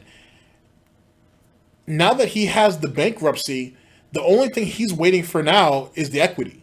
Because remember, before bankruptcy was even a thing to him, before it was even an idea that came into his piggy little head, his initial end game was to use the equity in his home to pay off his bills. But he doesn't have enough equity in his home. Well, pay off his debts, I should say. He doesn't have enough equity in his home. In his home to actually do that. That's the reason why he fell back on bankruptcy. But once he has enough in there, he's going to do it. You want to know why he's going to do it? Because he's been trying to pull the equity out of his home each year or every year since he moved out there. They moved out there in 2014. In 2015, a year after living out there, he was trying to see if he could borrow the equity from his home. Keep in mind, though, too, ladies and gentlemen, for any of you guys who know your DSP lore, he went to 3 different banks to get the loan to get that house. That's how much of a deficit that some of these banks thought he was, that he had to go to 3 different financial institutes until one of them was willing to give him a loan. Keep that in mind as well. So this idiot right here is acting like he can't live a normal life while trying to sell his home. You're going to have to make adjustments. You're going to have to be flexible, and you're going to have to show some versatility to get stuff done. But this is the same idiot who could have sold his house or his condo in Connecticut, right? Had a realtor that was already working with him and everything. The guy wanted to talk to him on the phone a few times. He wasn't willing to do it. He wanted to do everything through text message or email. And because the guy called him while he was, quote unquote, working, he went ahead and broke that business arrangement off. And by proxy, never got the condo in Connecticut sold, leading into the fuckwad shit that he's in now, where he might eventually get sued for that. I mean, granted, he may have had to take a loss on that condo, but think about it this way. Him losing $10,000 or $15,000 on that condo is a lot better than getting sued for $60,000 to $80,000, if not more. That might eventually happen to him sooner than later. So that's how much of a hindrance it was just to talk to somebody on the phone and work out some details. The guy was willing to do all the work. There was just a couple of things he wanted to go over with Phil, or a couple of things that he wanted to talk to Phil directly about, that an email or a text message just isn't adequate enough for. Sometimes you just got to speak to people. You know what I'm saying? Like, for example, me and a couple of different detractors have kind of been playing DM tag with each other and whatnot. I'm sure they're tired of it, and I'm kind of tired of it too, but it's not their fault, it's my fault. You know what I'm saying? My time frame is all fucked up a little bit. It would be easier if I could just reach out to speak to them, or even vice versa. But yet again, we both need the time to do that. We work on 2 separate schedules. You know what I'm saying? There's some things that it's just easier to speak to someone about than just typing it out. Anybody who is a normal adult knows that. And what I have to say to them, or what they have to say to me, isn't even that crucial. You know what I'm saying? No one's getting pissed off at each other because we're kind of playing tag with each other. It's just something that happens. You know what I'm saying? We got careers, we got jobs, we got lives and shit. So, you know, it is what it is. Eventually we'll eventually get up with each other and whatnot. Phil doesn't, what is, Phil just sits at home all day. So how hard is it for him to get into a 10 or 15 minute conversation to get this thing off of his books, if you will? But yet he's not motivated enough to do it. And look at how it fucked him over in the end. Fucking idiot. I can't work. Doesn't seem like it makes much sense, does it? Oh yeah, by the way, there's the fact that I have no credit. So I can't even go get an apartment because the second they do a credit check, my credit is abysmal and they won't approve me to get an apartment or anything. I can't buy another home because I don't have money for it. So none of this is viable. None of what you're saying is viable. Nothing. Literally, you're talking out of your butt. Well, that's a perfect screenshot right there. No one told you to jack your credit up. You're the one who wanted to live off credit cards for multiple years while, keep in mind, while still making $100,000 plus a year. And he wanted to go ahead and live off credit cards. That was his fault. And his codependency on credit cards are insane. Insane. It's probably too late now because all those accounts are closed and everything, given the circumstances. But to see what some of his monthly transactions would have been on some of those credit cards, I think they would be very eye-opening. That shit would have been amazing if that was something that could have been made available. Sadly, the bankruptcy didn't do that. We know what his balances were, but we don't know what he actually spent that shit on. That right there would be illuminating. To the Paypigs, no, they're fucking idiots. But to the detractors, trolls, haters, and critics, that would cement, I would think, a lot of the theories that are already going around anyway. To be honest, that puts a lot of that shit to rest. So a lot of that gout crafting, or a lot of that pig crafting, if you will, that goes on, I think it would solidify a lot of it. I think honestly it would back a lot of that up. You know what I'm saying? I mean, that's all theory crafting is. You know what I'm saying? And I think a lot of the theories that are out there on Phil are going to eventually come to light because of his behavior. And even without proof, he shows all of the not symptoms, but he wears all of that like daily. Like, you know what I'm saying? Like, you can see it in his face. You can see that he drinks too much. You can see that he's not eating healthy. You can see that he's not exercising or anything. You can see from what little interactions that he has with his wife that that's not a real relationship. That Jasper don't give a fuck. You can tell that the guy lives in squalor. He really do. You can see all of that. You can see the failure on his face. Because, ladies and gentlemen, successful people who have a happy life, who have a caring fan base, who gives a shit about their job and love what they do, they don't look like this. That's obvious. That is obvious. They don't look like this. So then what is it? Having no idea what the fuck you're talking about and trying to get into my personal business, all right? Here's the deal. I understand that people want to try to help me. If you want to try to help me, be positive about the streams I put out. Be positive about the content I put out. Support it if you can. And that's it. Don't delve into my personal shit. Because it's none of your fucking business, and you don't know about it anyway. How would you even know if it's viable? So let me give you guys the Piggy translation. So if you want to help me, give me fucking money and shut the fuck up. When I come to you guys with some type of cockamamie story that contradicts a story that I told you guys maybe 2 or 3 weeks prior, don't question it. Just give me money. When you come to my streams, say how good I am at what I'm doing. Say how much you enjoy it. Tell other people how much you enjoy it. Help me where I need to be held and give me money and shut the fuck up. Don't ask any questions. Don't demand anything from me. Be glad. Feel privileged to be here. And don't question anything. You don't have a right to.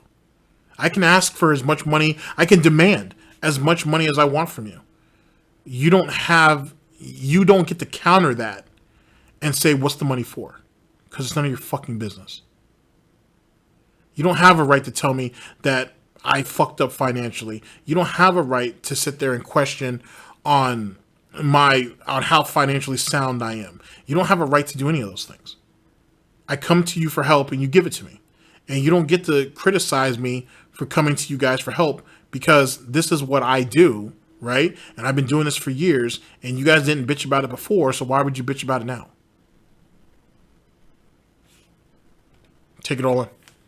For me to move. Spoiler, it's not. There's no reasonable way that I would be able to move right now. There's just no way it can happen. It's fucking possible. All right? If I was someone who had savings, someone who had credit, that's different. Then there's no excuse. You got savings, you got credit. You could easily go get another home, downscale. It's not possible. It's just not possible. Yes, it definitely makes sense to move. Stop working so you can move, then try to find a way to set up so you can start working again at another place. Like, what are you talking about? That's exactly what you did when you moved from Connecticut to Washington, though. That's exactly what he did. And keep in mind, the money that he had in savings wasn't shit. It was less than 20 grand. It was less than 20 grand.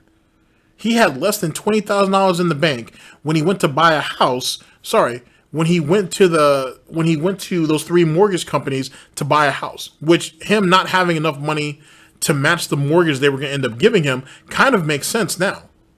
But he barely had any money for that. And then he pissed his credit away for 4 fucking days to go to Seattle to look at houses. And then keep in mind, if you want to let's try to stay on top of our DSP lore here, there were still 2 other places they were supposed to have staycations at to look for homes. Florida and Texas.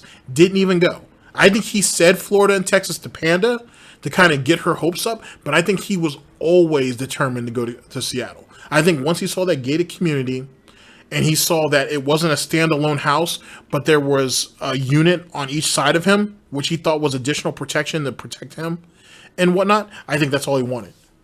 So think about it. He has neighbors to watch his back and work for him as security, essentially.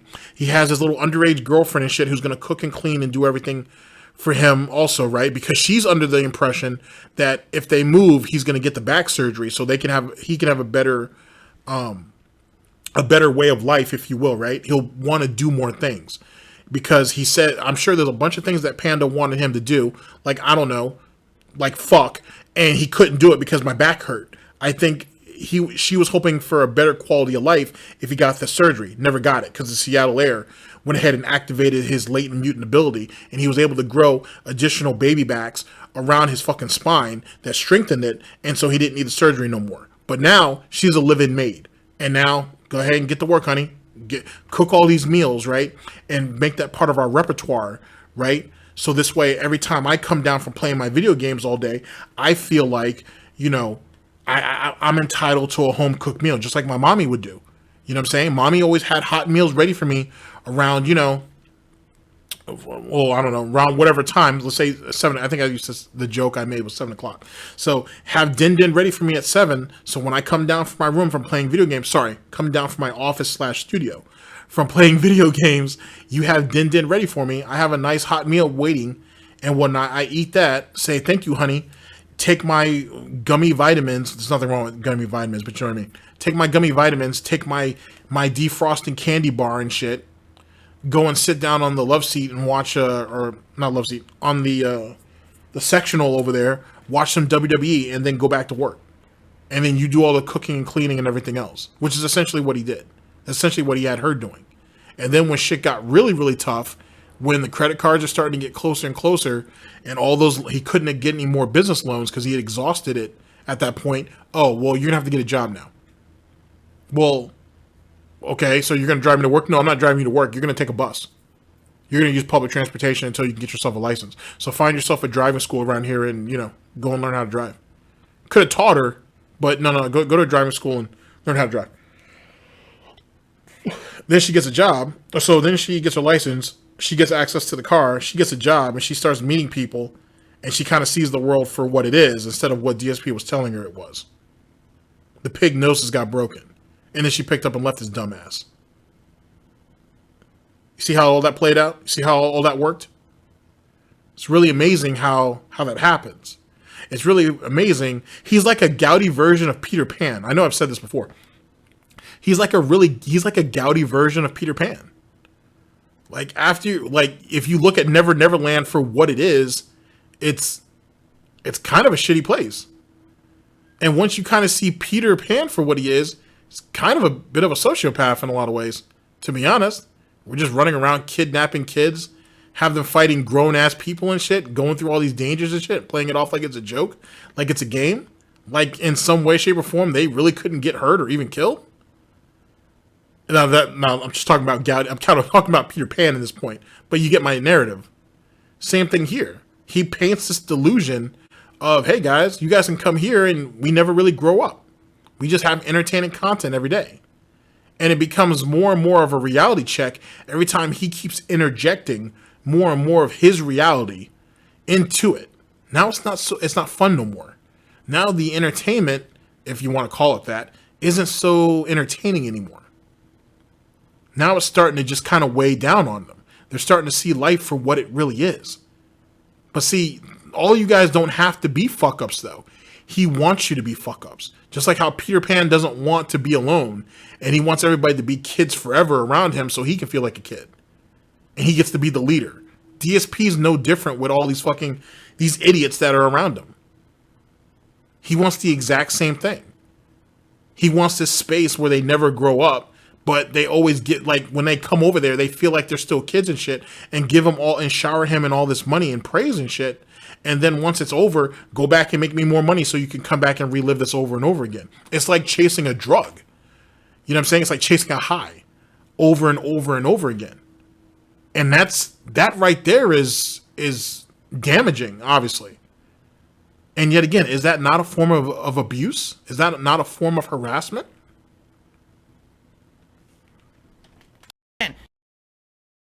If I were someone who, like, didn't work from a home office, if I were someone who maybe I went to work, I had a job out there, and moving wouldn't affect the work, that's different. Literally, the moment that I try to decide that I'm going to, move, I can't work. The moment I do that. Think about that. The moment I decide to move, I can't work. Even though when he was deciding to move from, yet again, from Connecticut to Washington State, outside of those 4 days that he took off to go out there for that staycation, I think they're probably gone he probably took like 5 or 6 days, now I think about it, even though they were gone for only 4. He had a bunch of videos and everything lined up to go on YouTube to make up for the time that he wasn't there. So it's funny how he could figure out what to do when it was trying to get this ad revenue, but you can't have people just donate to you, like donate to PayPal or whatnot, or donate to Patreon while you're gone. You know what I'm saying? And have YouTube videos lined up. You couldn't pre-record some stuff to just go up on the channel, so at least you got, you know, something going on. No, we can't do that. I got to be here streaming. I got to be here slaving for you guys every fucking day, and that's the only way I'm going to make money. Well, that sounds like a flaw in the business plan, ain't it? That sounds like something's unsustainable in the business then, right? So how the fuck are you going to be able to go on a honeymoon, but you don't even have enough time to get shit together to move? And doesn't Catherine work too? And aren't you still getting money from your parents, you know what I'm saying, at the end of like a couple times a month? But yeah, you can't figure out how to pull your resources together to get ready to move. Think about that. And if he has to miss the day stream because he's having a viewing, it doesn't mean he can't stream at night. And maybe he would have to take an additional day or 2 off. Maybe he should.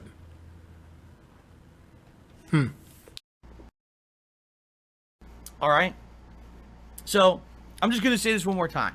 Stay out of my shit. I mean it. Stay the fuck out of my personal business. You don't know better than me. You just don't. You never will. Doesn't matter all the nonsense you listen to from the fucking know-nothings on the internet who spin conspiracy theories and shit about me every day. They know nothing.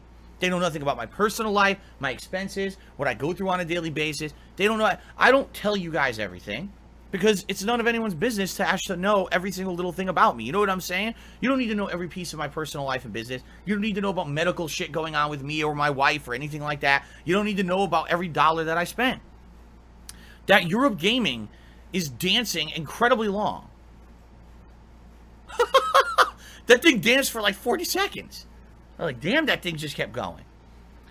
But anyway, the point I'm making is, no, you don't know what's really happening in my life behind the scenes because it's none of your business. So you saw how that was getting at him? Like, you could tell that conversation was starting to get at him really, really badly. So he needed something to take his mind off it. So we had a little meme there. And then, oh, camera's gone. Camera's gone. Because it's getting harder and harder for him to deal with that. That's why you have the slideshow thing during the pre-stream instead of him just having a face cam up. Because it's getting harder and harder for him to actually look at the camera. It's getting harder and harder to look at himself in OBS and see himself lying. Because he knows better. And it's getting harder and harder for him to do it. And he has this little meme where he likes putting the camera on for a little while and talking, and then he cuts that shit off. But when you get into situations like this, he can't bear to face it. He can't bear to face it. If that was pride, right, as some people like to try to say, he wouldn't have a problem with that. We wouldn't have pre-streams where he would be doing all this shit. He wouldn't be insecure about him rocking back and forth and side to side if it's really about his back, right? If he had pride. But you don't have pride. I don't know how people keep mistaking it, but it's not pride. Making ridiculous suggestions you know nothing about. No, there's absolutely no way I can move. I've already downscaled to the point where I can downscale as much as I can, and I'm stuck. That's it. I've already told you this directly on my stream before. You're just trying to make me look stupid, and you're not going to work. All right? I'm serious. It's not going to work. Don't ask dumb shit. Okay? Stop it. Right now. Okay. Let's continue. Let's see here.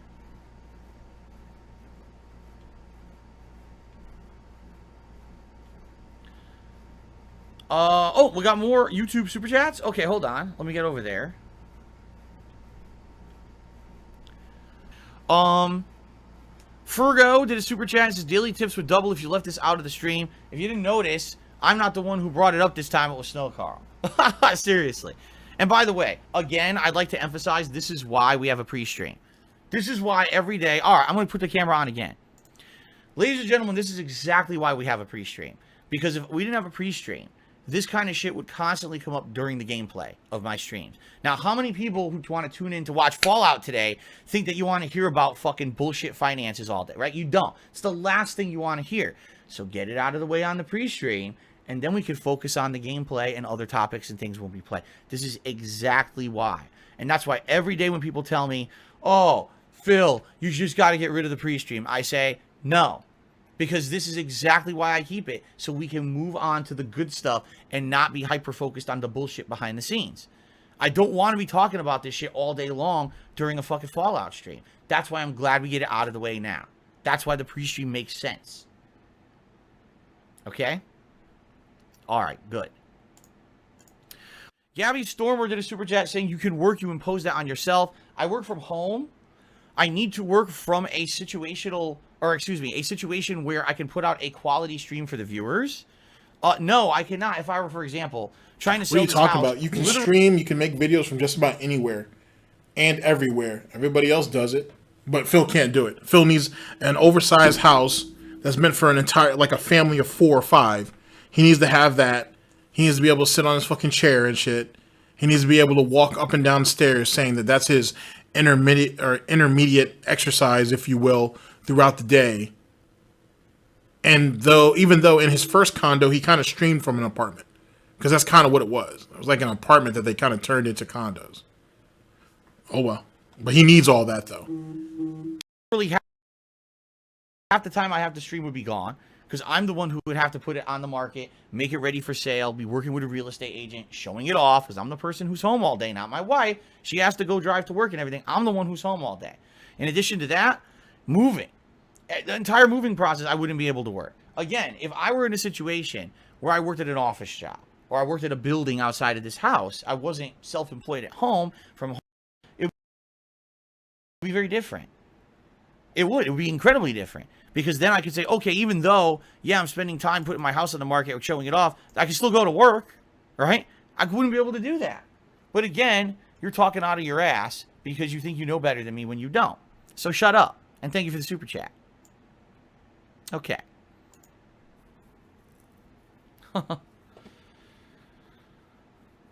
How do people who work full-time sell their houses? Because they don't work from their houses. That's how. It's exactly how. Like I just mentioned.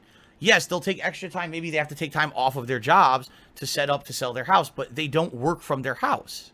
You see what I'm saying? They go to work, and then come home, and then they, outside of that time, work on selling their home. It's very different. But again, you have to have a brain. But no, it's not different. Oh, because what it sounds like is, oh, they adjust their schedules to do what they need to do. Why can't you do the same? You actually have more of a luxury than they do. He's trying to make it sound like him working from home. Sorry. Let's start over. He's making it come across like, because he has to work from home, and that is the case, because he has no real prospects outside of his home, to be honest, unless it's entry level. And at his age, not to say that you can't start over, because I've always said that you could always start over at any age. The thing is he's got so much against him that it's not impossible, but it's going to be insurmountable for him to try to get over that shit. Because he doesn't have the skills, he doesn't have the know-how, he doesn't have the people ability, he doesn't have any of that. He's good at manipulating people, but even then he's not even good at that, because he can't lie the way he used to anymore. Anyway, he's trying to paint the scenario that because he has to work from home, he doesn't have the flexibility that other people have if they work outside their home, which is the most dumbest shit in the world, because at the end of the day, this idiot makes his own schedule. He can shape his schedule any way he sees fit. If you're going to do showings during the day, you have this time frame that you can choose to do it, right? And then, bam, go ahead and start streaming. Or if you decide to do it later in the afternoon, either stream early, right? Or don't have a stream at all during the day and just do like a late night stream. Or if he can't stream at all, change your day off. He has all these different, he can transition himself in so many different ways, right? And he don't want to see it because he doesn't want to change what he already has. Yet again, he wants to live in squalor instead of trying to better his position. Everybody else has to work harder. Everybody else has to work smarter, but DSP only can only do DSP can only do what he's been doing, because that's all he's ever done. and it's ridiculous to expect him to do more. And that's the reason why he's in the fucked up spot that he's in now. And that, ladies and gentlemen, is rather incredible. It's apparent that some people just want to fucking bother me today and not use their heads because they're being stupid. So, it is what it is. Okay. Alright, guys. Oh, of course. See, Snowcrawl says, would you have to fix up anything? Dude, are you kidding me? If you actually want to sell a house, you have to fix it up. Absolutely. I'd have to go through this house. Essentially, I'd have to fix every room. I'd have to coat every room with a coat of paint. This room, this home office, immediately would have Why to would he need to do that when they didn't... Why would they need to do that when he... If you remember, if you ever seen those early house walkthroughs, a lot of those houses were painted in interesting colors. And they were ready to sell. Even his house originally was... There were some interesting color schemes, I should say. But what'd they do? He called his parents. His parents flew out, stayed in a hotel, and then came to his house every day to paint the rooms, to fix any holes, to fix the ventilation outside so a fire wouldn't happen when they used the fireplace, fix the toilet. They did all of those things. He's not going to paint any of those rooms because he don't know how to. And allegedly he don't have the money to. He don't have the money to paint anybody else, pay anybody else to do so.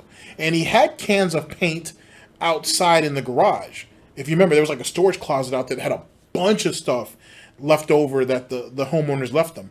Brand new tools, new cans of paint that hasn't been used. All they had to do is take it to a Lowe's or Home Depot or something, or a Sherwin-Williams, and have them reshaken up. It's probably not going to be close to the original color. It might have lost some of its density, but it would have been... It's still nice enough to where if they needed to repaint, they could. On top of the extra paint that they purchased for when his parents came to paint those rooms, there's all kinds of different options that he could have done, or he can do, and he won't do it because, yet again, he's lazy and stupid. DSP is not going to fix anything because he didn't do it the first time. He had his parents do all that. On top of that, that shows you, yet again, what kind of squalor he lives in. You got a house, dude, that's dilapidated? Now, don't get me wrong. Everybody has everyday fixes that they need to do, so on and so forth. But Phil's house is in really bad shape. Worse shape, or condo, or townhouse, whatever you want to call it. It's in worse shape than he lets on. He's still got a toilet. I think it's the one downstairs that's broken. And if it has any leaky pipes that's underground, that's going to be a fucking field day for the inspector. And that's going to be even more cost to him. He knows that. He has mold issue. He's had it under the kitchen sink. They got that squared away. He has it in like 2 other places. And he only mentioned it like briefly once or twice. And then that was it. So... that's probably an issue that needs to be squared up. There's probably a lot of problems in that house from a structure standpoint as well as the internal. And he don't want to address it. That's why he don't want to leave, because he knows he's not going to get the value of the house because he doesn't have the money to bring the house back up to where it needs to be, at least up to code, so to speak. So who knows what type of problems or issues that comes about with that. I can't remember what video it was, but it was like an old SOK video where they talked about that, where he had the mold under his sink in the kitchen and all the other stuff. They had some guy up there who he knew way more than I do, and he was kind of walking through what other, structural damage he may have and what other kind of issues. To get a chance, you should definitely listen to it. It's a good listen, and it'll give you some better insight. But there's all kinds of problems with that home, and he knows it. And he's been just living in squalor because he's okay with it. And especially that situation with that toilet. That toilet's going to be more problems than what it's worth. I guarantee it. And it's been and that thing has been broken for years. For years. Because he says he doesn't have the money to fix it, and his parents are too old to come out and fix it for him. All the memory foam, all the shit on the walls would all have to be cleaned up, fixed. Okay? I have to go through that, and a lot of the house is very outdated. There's a lot of things that are falling apart, honestly, that kind of need to be renovated. So I would need money to do that. If you try to sell a house as is, what ends up happening is you make a bunch of concessions. Like, for example, if I were to sell this house as is without actually doing any improvements, people would basically say, oh, well, since it's as is, I want a cheaper price, and I want this and that. You see? But again, I don't know why we're talking about putting homes on the fucking market, because this really has nothing to do with me or anything. Like, this is ridiculous. Okay?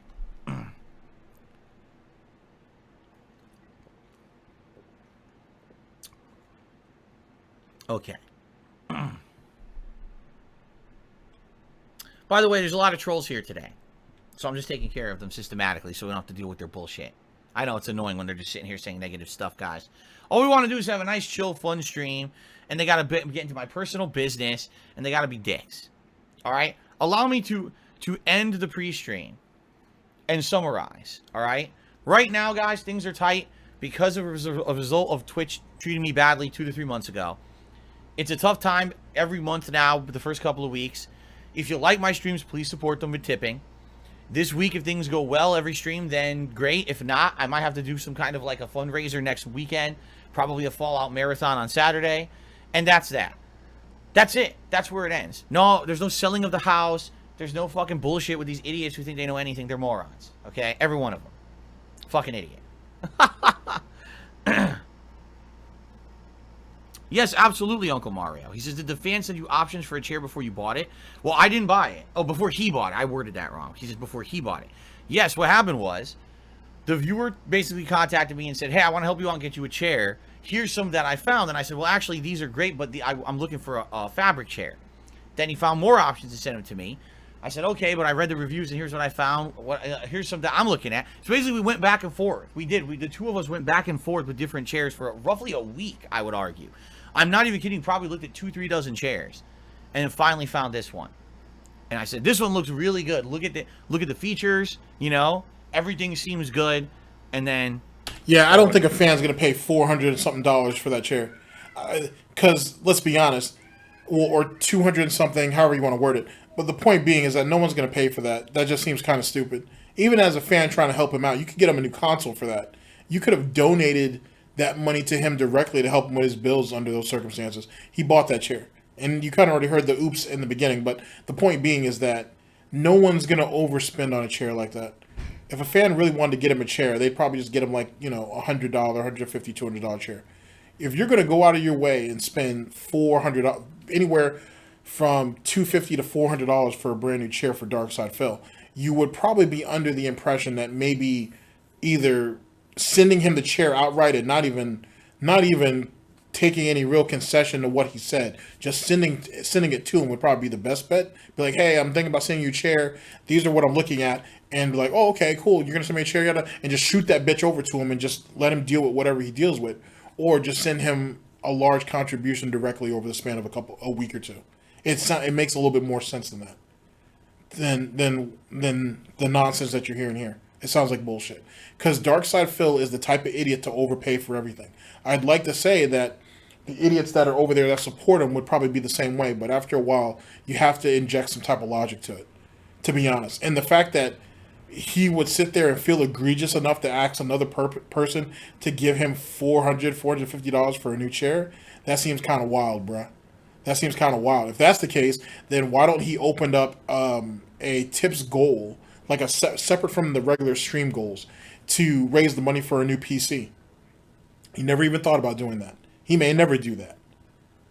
You know what I'm saying? Why not just do that? Oh, well.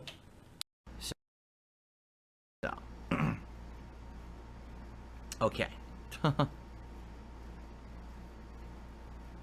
Yeah, we went through that many chairs because that's the thing. Like I told you guys, when you're buying something on Amazon, you got to be careful. Sometimes you'll have a product that has a ton of positive reviews, and then when you actually check the details, they're like, seems like everyone reviewed it when they got it. If you keep this chair for 3 months, it falls apart. Or, oh yeah, this chair is great, except the lumbar support isn't real. It doesn't even align with your back. It's fake. It's just for show. Or the headrest doesn't actually align with your neck. It's way too low. So it's a joke for someone who's, There was one chair that absolutely looked great, and I started reading the reviews. People were like, this chair's for people who are like 5'5", because I'm 6 feet tall and my knees are way up to my chest because the chair is so low to the ground and you can't adjust it. I was like, what? Jeez, man. Some of this stuff is crazy. That's why you gotta be so careful with shit you buy online, man. Okay.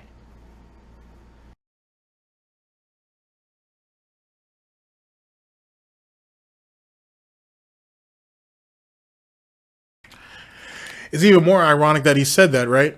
And if you look at the reviews for the chair that he purchased, the reviews are in the shitter. The reviews are in the shitter for that chair. But you know, Phil knows best, right? Right? Right.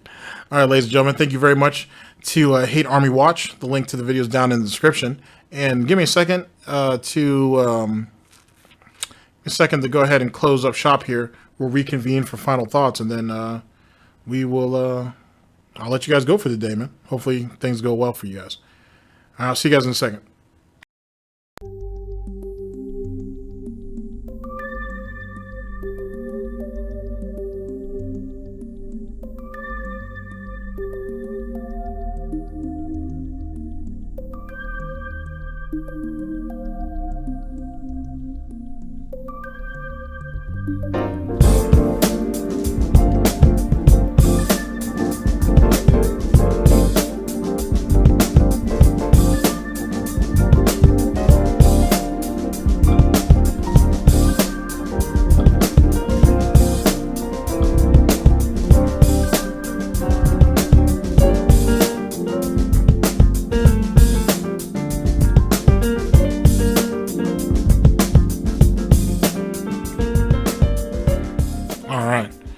So, you guys are definitely going to see this way after the fact, clearly. The fundraiser / marathon was a failure, because why wouldn't it be? Time's catching up to him, as it should, to be honest with you. It came across as if it was punishment. That's essentially what it was. It is what it is. He's not going to be able to do that to pull him out of every fucking situation. Excuse me, even though he was given the inkling that he was going to do a fundraiser / marathon, excuse me, a fundraiser, I should say, bi-weekly, if not monthly. That's how consistent he wanted to be with it, which isn't helping, because isn't this the same idiot that told us, oh, I can't do a fundraiser or a marathon every month because it won't be special, but yet, he doesn't mind abusing them, so I guess that's special. Or whatever the case may be. The whole thought process behind all that shit's actually kind of pig-tarded, if you are pig-tarded, if you will. So it's just a situation. It's just a thing, and it's all falling apart. It goes back to, yet again, what I said. He comes to YouTube. He's dead here. He's dead here. It's all gonna fall apart, and then he's got to go. And then if they even do let him financially come back into the ecosystem on Twitch, he's got to start all over, and most of those people are probably gone. They've been a good number of them have already been scared off by Only Eyes Coffee. A lot of them probably just have kind of realized, you know what, since April, I've saved quite a bit of money by not having to worry about Phil and his bullshit, and things have gone good not having him around. Why would I want to go back to that? And that's the last thing Phil wants. That's why he was so desperate to get an apology out of them the first month or two he was gone, and that's why he stayed on Twitch for an additional week or two after he got demonetized, whatever it was. He was hoping he could convince them to let him back on. Didn't happen. It didn't happen. Twitch is at this point where they're letting the big names leave, and they're cutting the fat on certain people because they're just not worth the trouble. You know what I'm saying? They overpaid for a lot of those people, and now it's time to let them go. And Phil didn't even, and keep in mind, those are people with guaranteed contracts. Phil doesn't have a guaranteed contract with anybody. You know what I'm saying? Getting a guaranteed contract on YouTube is extremely difficult. Extremely. So when Dr. Loophole and Tim the Tap Man ended up getting it, those are big money deals. Remember, Doc didn't get one of those. Doc came over here on his own volition, but he's building himself up, and as a name that he might get offered one. Especially since it sounds like they're suing Twitch. So you know, if that ends up being a thing, you know, we'll have to wait and see how that plays out. But the game is different, and Phil's not even a player. He's not even on the sidelines. He's not on the bench. He's not on the sideline. He's watching from the fucking nosebleed section. He's watching all of this go by, and he's not really able to participate in it. Just because he's at the game doesn't mean you're in the game.